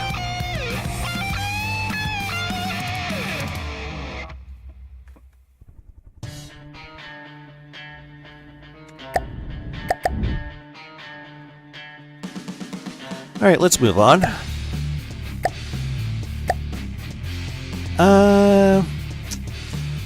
You guys will probably recognize this, because I do load biplanes and triplanes.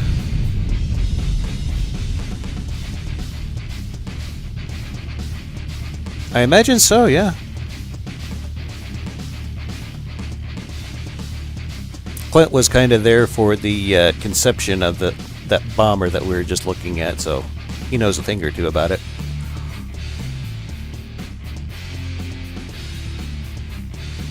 Anyway, let me show you that feature I was telling you about this. Sorry it took me so long to get to it. It's extremely useful.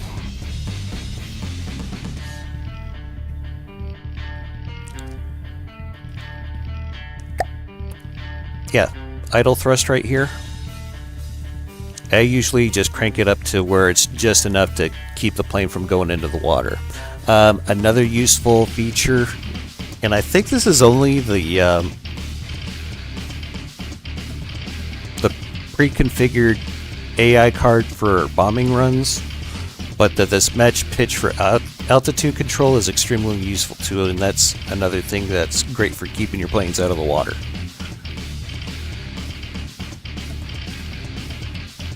I haven't really put any balloons on a lot of these designs because they're pretty well armored, and if they take enough damage to go into the water, they have no business getting back into the air because they're just that messed up. I had to do lots and lots of mimic work to get the look on this. So, something I should mention is I did mess around with trying to get the hologram projectors to work so I could put the Iron Cross on this thing. And, well, whenever I would go and leave the game and come back, the hologram would disappear. And yeah, I have the URL in there and everything, and it worked the first time, but it refused to work after that every time. So yeah, I don't know what to do about that. If anyone's got any ideas, please let me know. I'll be sure to give it a go. But yeah, let's give this guy some target practice.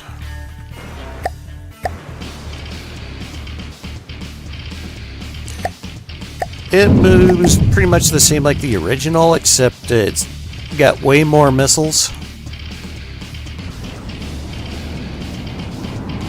and longer missiles, I believe. Made it a little bit more expensive, but it's also a bit more robust. The nose of it's also very much different. It's more aerodynamic, and I kind of hit a bunch of it with the mimics there. But yeah, it did some pretty nasty damage to that Marauder in the first pass. We're already down to like 82%. And it has salt cannons on 2-axis turrets here in the front like I normally like to do with a lot of these.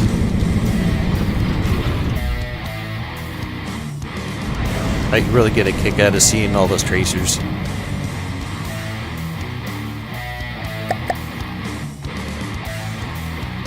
Norm says try upload the image to IMGUR. Okay.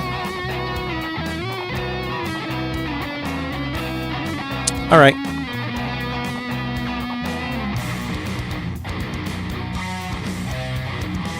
I'll have to give that a look. Thanks for the suggestion, Norm. Disaster says design it's inspired by not a replica. You mean you want to look at something that's not a replica?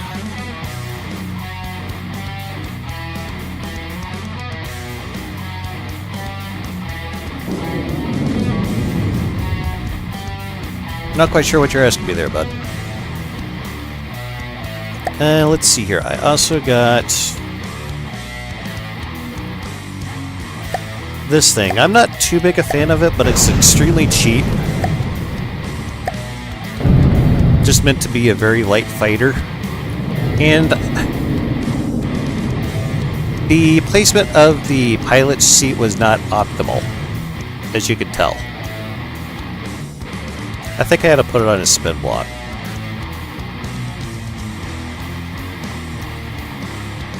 That's something I'll have to fix in the future. Now let's get a few more Marauders out there.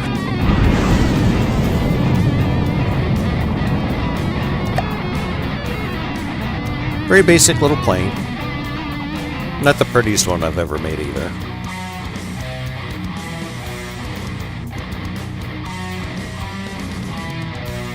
We got the 60mm autocannons. Oh, yes, yes, yes, the Red Baron.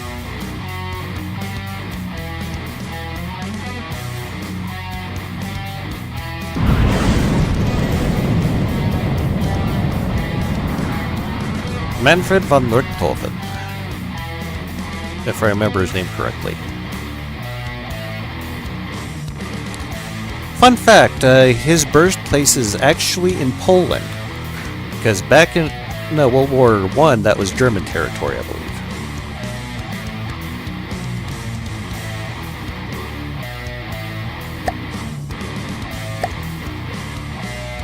Yeah, I don't really know if I'm going to use this. I got planes that are a bit more capable against land targets.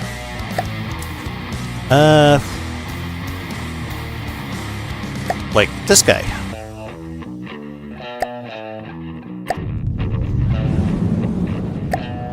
I don't even know if I got... Oh yeah, I did have room for a pilot's chair. Awesome. That thing is firing a 333 Hesh round through the nose. This one's a little bit different from the original design. I redid the front of it a bit, make it look a little bit nicer. I centered the gun. It's not like sticking out of the side anymore.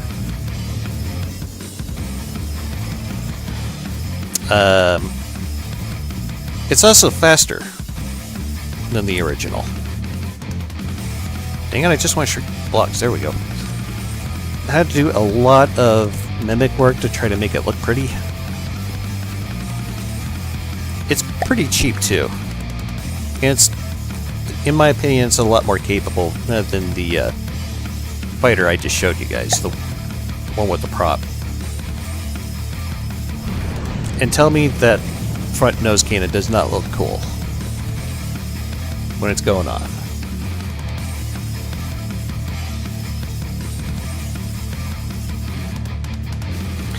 And I had to do a lot of work to try to get it going this quick. A lot of messing around with the engine. Actually, I think it might have 2 engines. Nope, just one. Okay.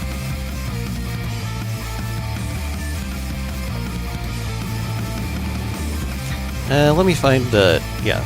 Here's the shell for the main gun. Oh no, it's a 300mm. My bad. I have so much... so many different designs and so many different shells, it's impossible to keep up with them.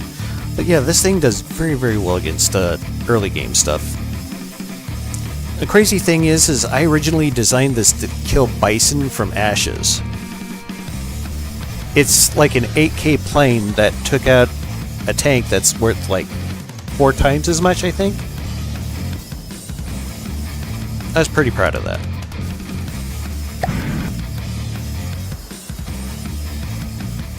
Let's just destroy everything. We'll bring in a few more Marauders.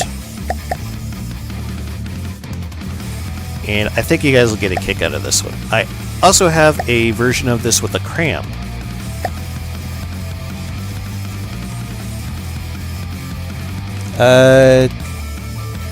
Yeah, pretty much, Clint. Norm says, okay, I go and build my base on an airship on the polluted Earth. Happy this year and have health. Alright. Thank you, Norm. Good seeing you, bud.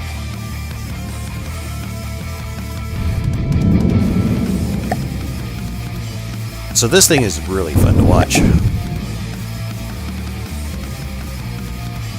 It's basically the same plane, but it's got the cannons here and the wings, and it's got a fairly decent crammed cannon. or cram bomb chute in the bottom there. But yet, pretty good damage. Basically cratered the top of this thing.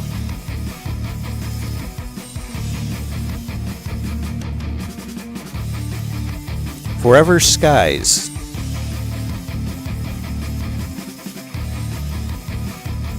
Is that a game? I'm not familiar with that, Ian.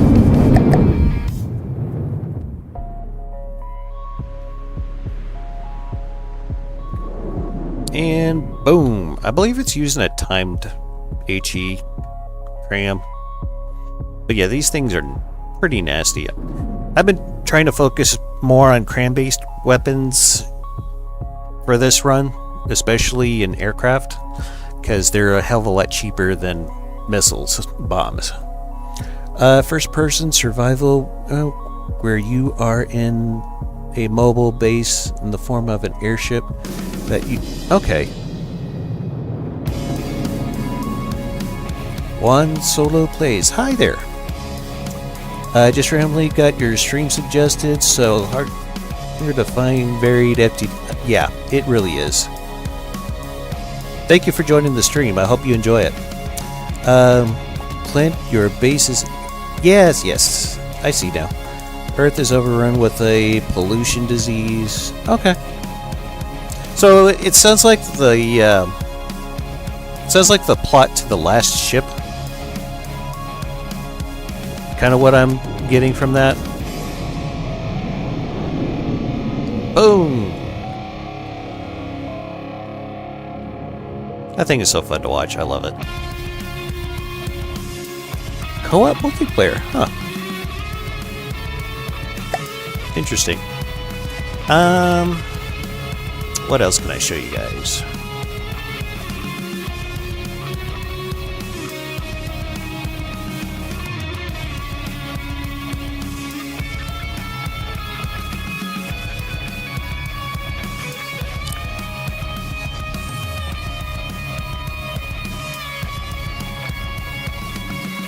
Oh yeah, the Night Witches. Almost forgot about these guys. They're amazing.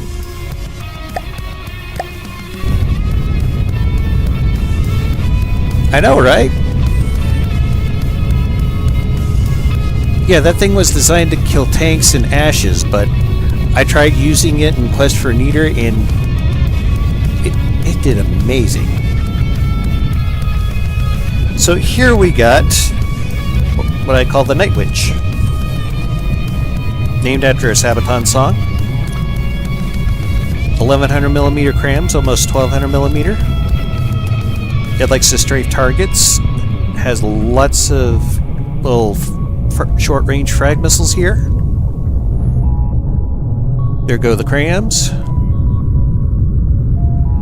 Boom.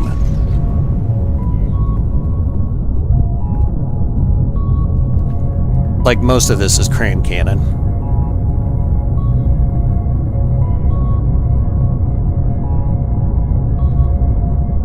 And this is surprisingly cheap as well, 20k. And it's going 103 meters a second with some Detcode custom jet engines here.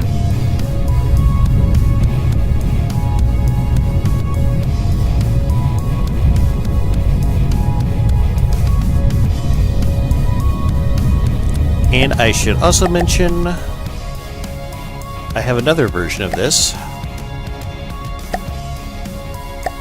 that uses APS.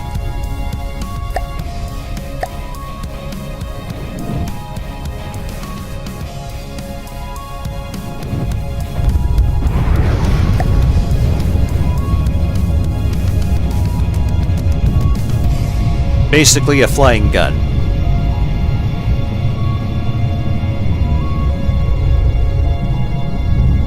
And it goes about the same speed as the other one.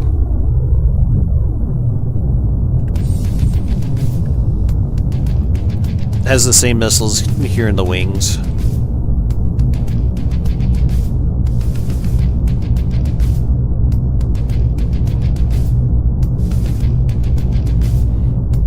Oh, this is just my early game stuff, dude.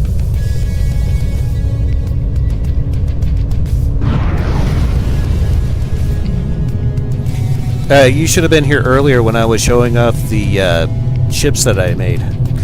Feel free to go back and check the start of the stream if you want to have a look at them.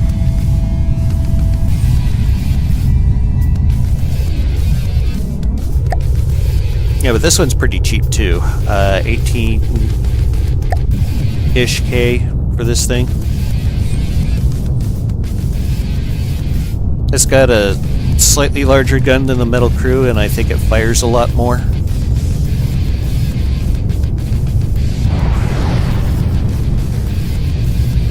Really good air-to-ground attack craft.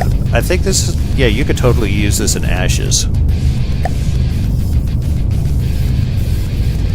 No.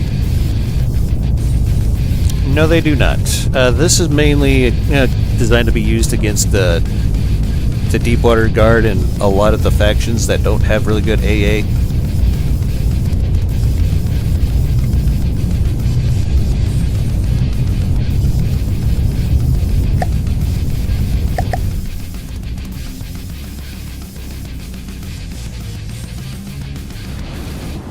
I love watching that thing make its strafing runs.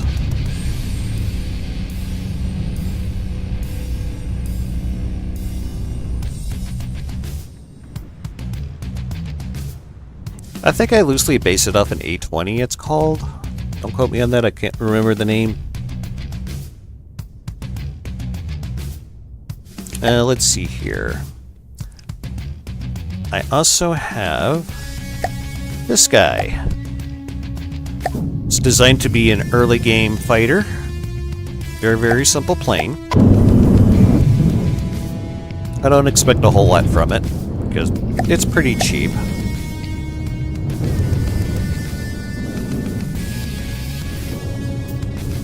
It's not even set up to attack ground targets, I believe. It'll still fire its missiles at it, but not really meant for it.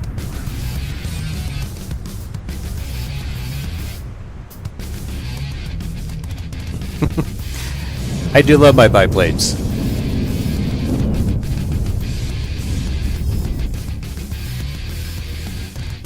I don't know if you guys remember Micro Machines at all, but one of my favorite ones was a biplane.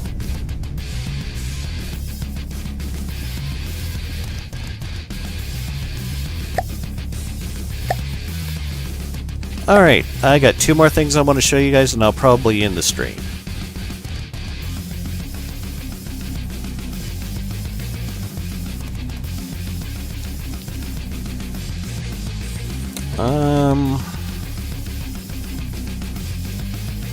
That's not it. There we go. This is a gunship that I made in a 5-part series. I know I've only released 2 episodes of it, but I'm going to try to get the third one out either today or tomorrow. Oh, yeah, take care, Ion.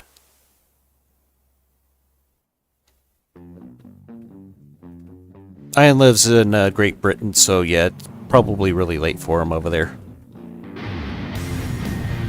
But this thing is so nasty.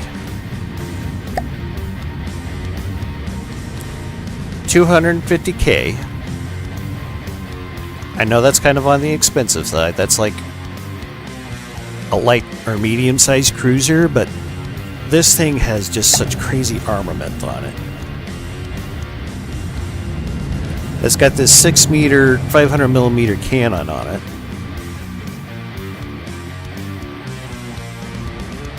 And it's got these really nasty laser cannons down here. They have crazy good damage.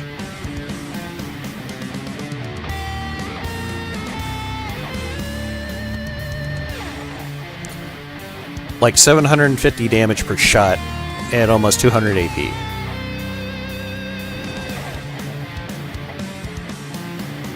What else do we got here?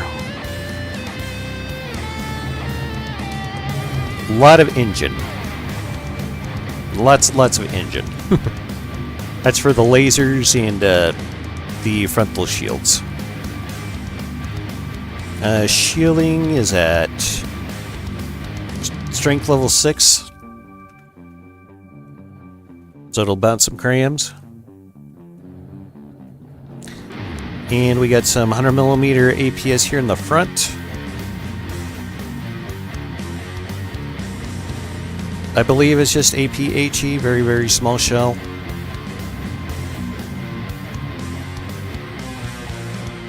Yeah, barely anything to it. They're mostly for flavor. And this big gun here in the back.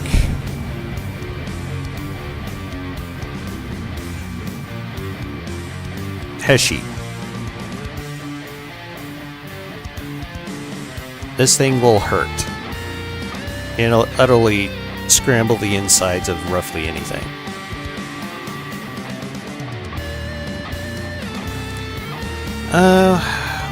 What else about this thing? Oh yeah, these are charge lasers. That's how they get to be so powerful per shot.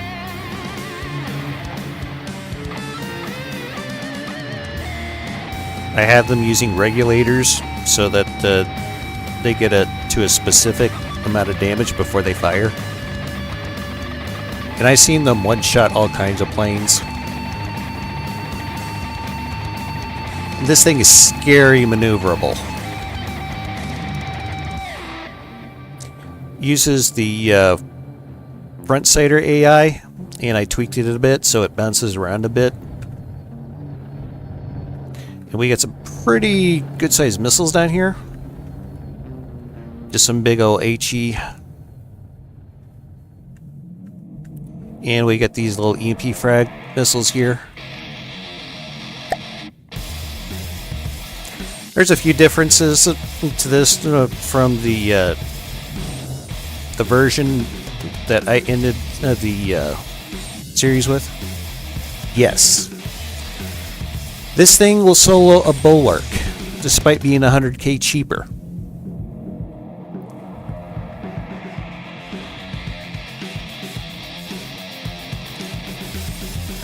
Sure.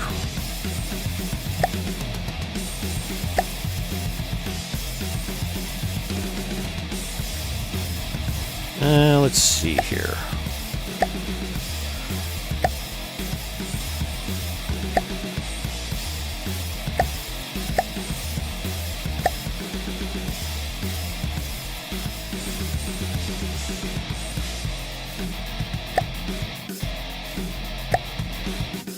In case anyone was wondering where the name came from, it's a Manowar song. It's about Odin's horse, Sleipnir.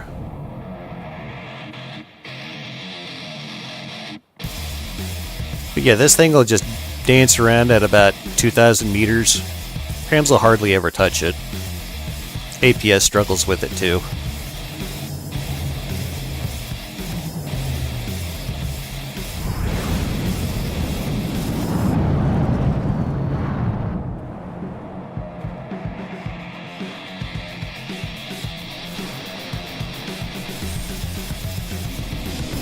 Like about 3 of those can take on a tier without much effort.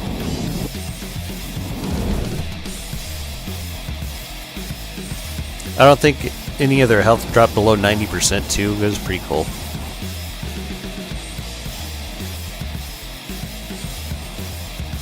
Yeah, Bulwark can't really do crap to this thing.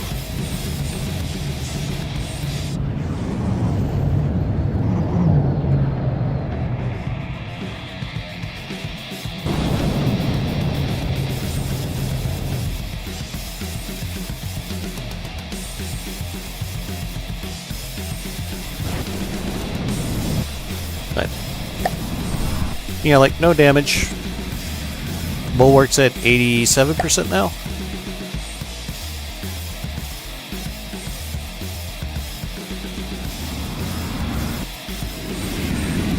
I love big HE missiles. Where it just evaporates part of the ship.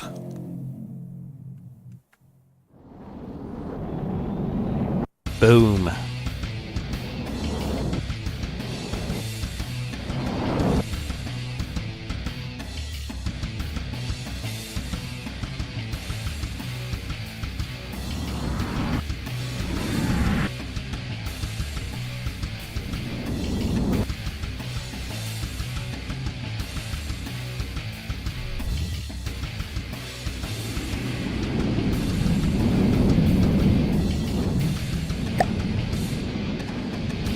But, yeah, you guys can kind of see where this is going, so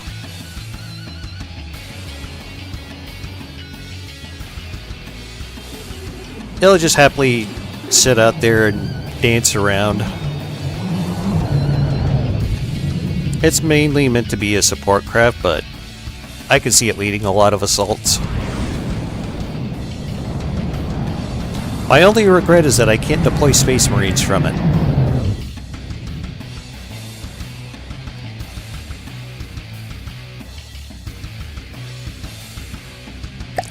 Alright, one more thing I'm going to show off, and I'm going to be calling the stream there, okay?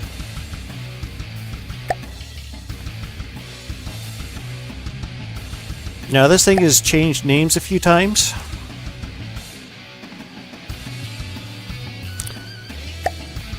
But I think you'll all like it.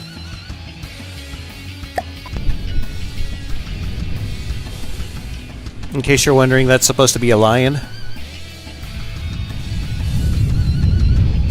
I had a heck of a time trying to do that. And the main is just basically a bunch of spheres.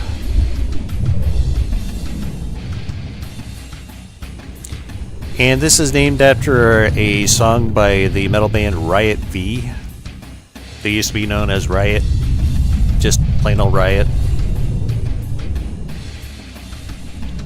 At one point I had this thing called the Thunder Steel, but after I put the lion on it, I figured this name made more sense. Yeah, I got bigger ones than this disaster. But I'm saving that for something else.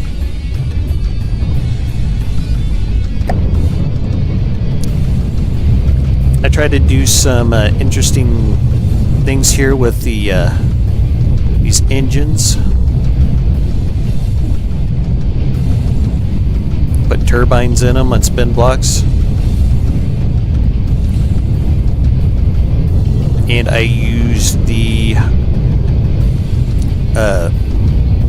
custom jet engines to give it that nice flame look. Yeah.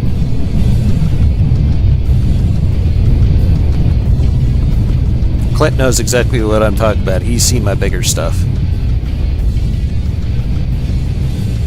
And every weapon on this is completely functional. So let's start off with here in the front. We have 8 of these EMP frag missiles. That's supposed to look like a torpedo tube, that's why I got it that way.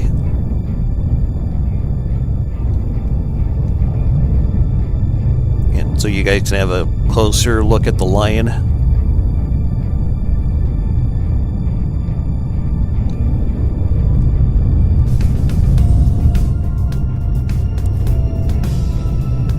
And down here we have one of the main APS turrets.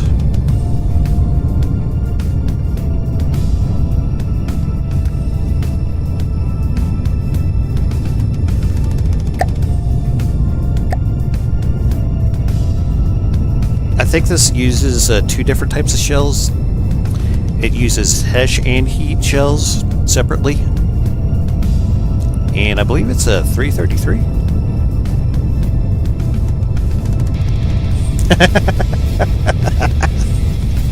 Oh, that's awesome, Juan.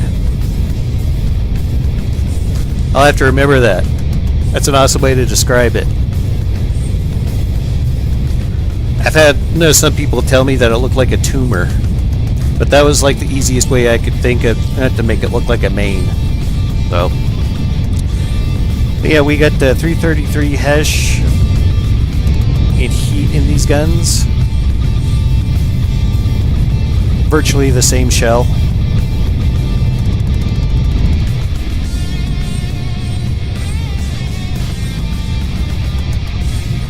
And we'll have a look at these cannons up here.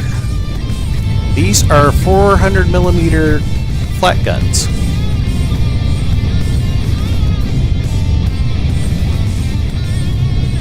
The rate of fire is kind of crap, but that's okay because it has a huge air burst.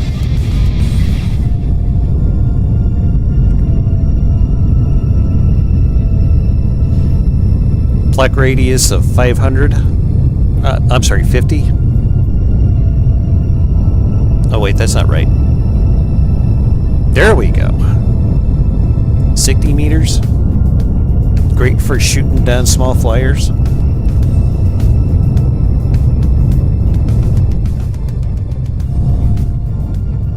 Just big old time flag.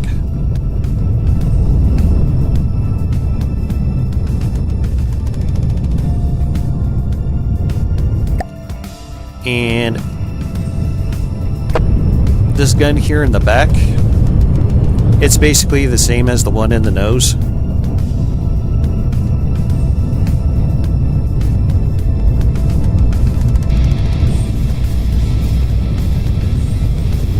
And these are not cram cannons. They are direct input feed 333mm Hesh spam guns.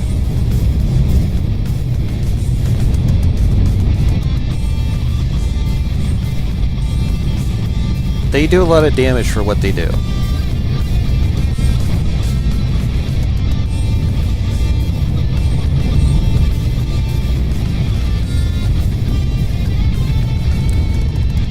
And there's 6 on both sides.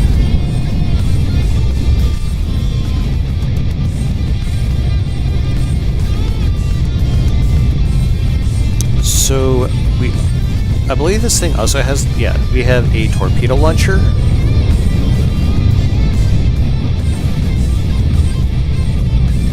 Pretty basic. And we have 2 launchers for distraction sticks.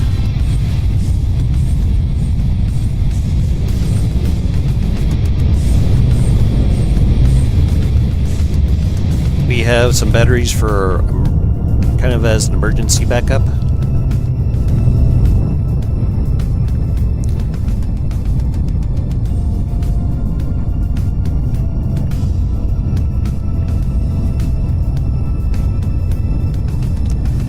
Yeah, they really do, Clint.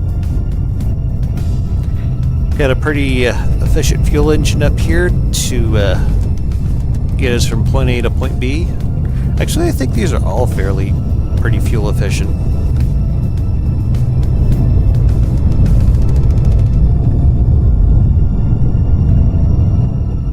Yeah. This thing got a lot of engines. But it's got a lot of shielding.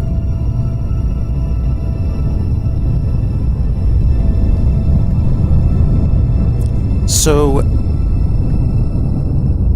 one really interesting feature of this thing, and it took me a while to figure out how to do this, but the shielding, it turns off and on based on where the enemy is located. For instance, if you have an enemy located to the left side, the shielding will only come on the left side at strength 6. Same with the right. Now, if there happens to be an enemy on both sides, it will set all the shielding to strength level 4 for both sides.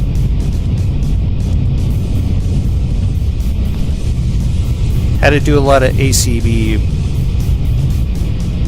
shenanigans to try to get that to work. But it is a very, very powerful warship. And as you guys can see, it is very heavily 40K inspired. It took me a while to get the cathedral look going on here.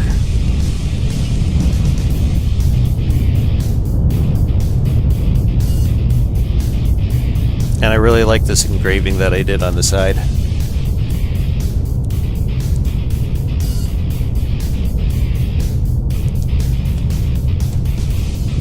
Yeah, that's why the shields, I have them set to a different strength when there's enemies on both sides.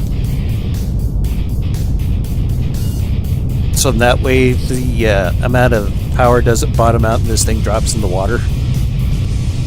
Yeah. At least then it'll have some shielding.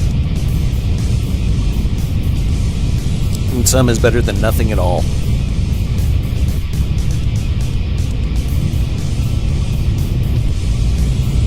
Did you do that with breadboard or ACBs one? I'm more of an ACB guy. That breadboard stuff is way above my head.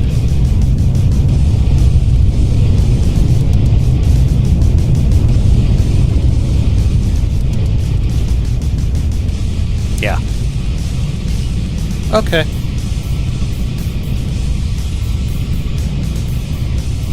I had to go and set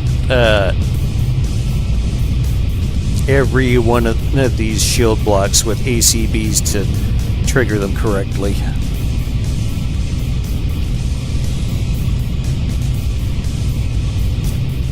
Yeah, breadboard's pretty popular for that.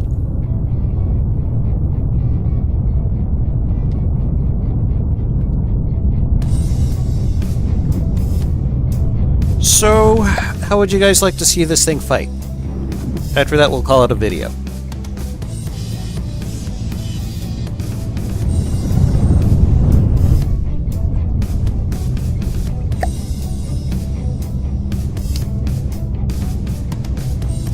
Let's have it face off against the Erie.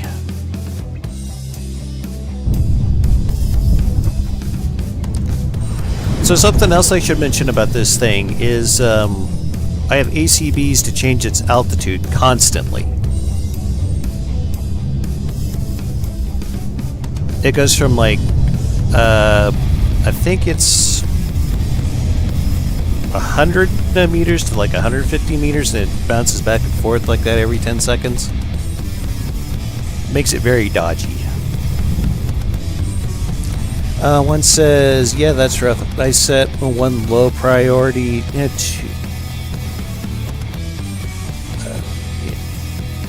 Sorry, I'm having a hard time trying to read this.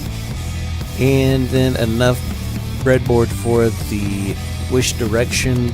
The name. Oh, wow. That. Yeah. It's okay.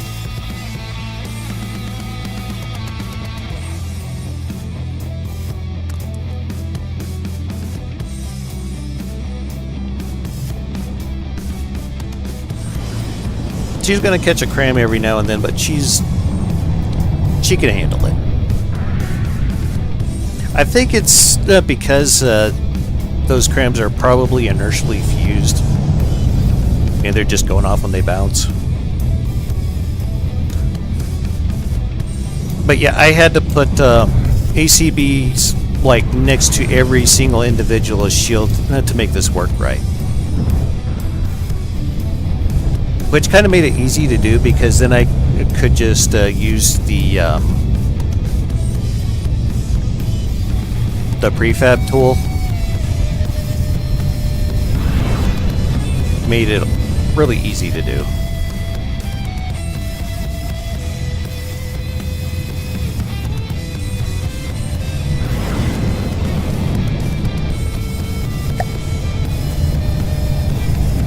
Yeah, Erie's barely doing anything to us, and it's already at 82%.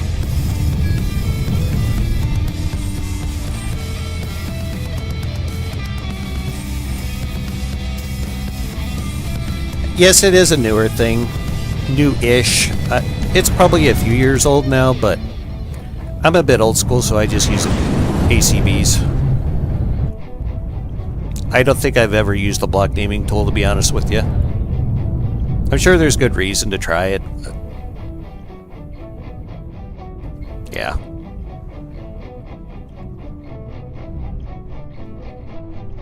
It's crazy seeing that broadside from all those diff guns.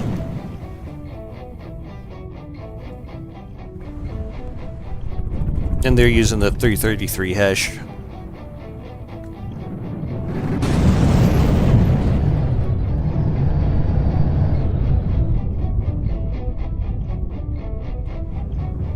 Oh, so you know it's an older version, huh? Okay. I was wondering if that was going to come up. I addressed that earlier, but I just want to play in a version where I like the mechanics better, and there's more battles and bigger battles to be fought. I'm not a huge fan of the strategic AI. If anything, I think the strategic AI needs a helmet.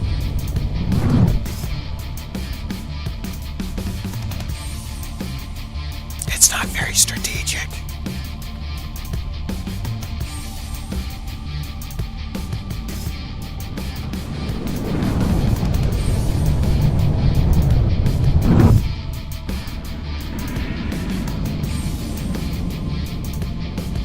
Yeah, we already knocked out a bunch of stuff on this. Holy crap.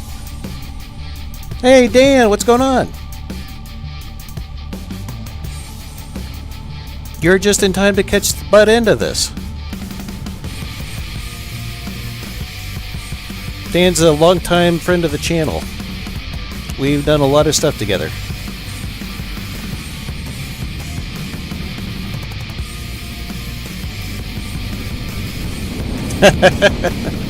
Better late than never, I guess is the saying.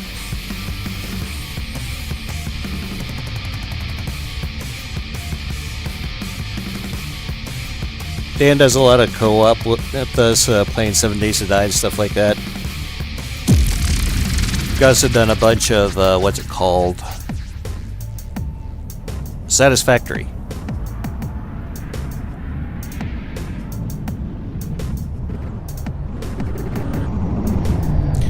Alright, guys. Well, it's been fun, but I gotta wrap things up. Hope you all enjoyed the stream. Monette, was good meeting you. Dan, Clint, good seeing you guys.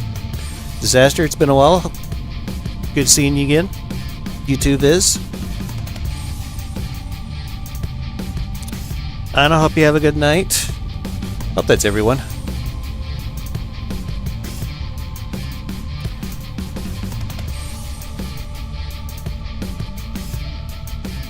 Alright, take care, guys. Later.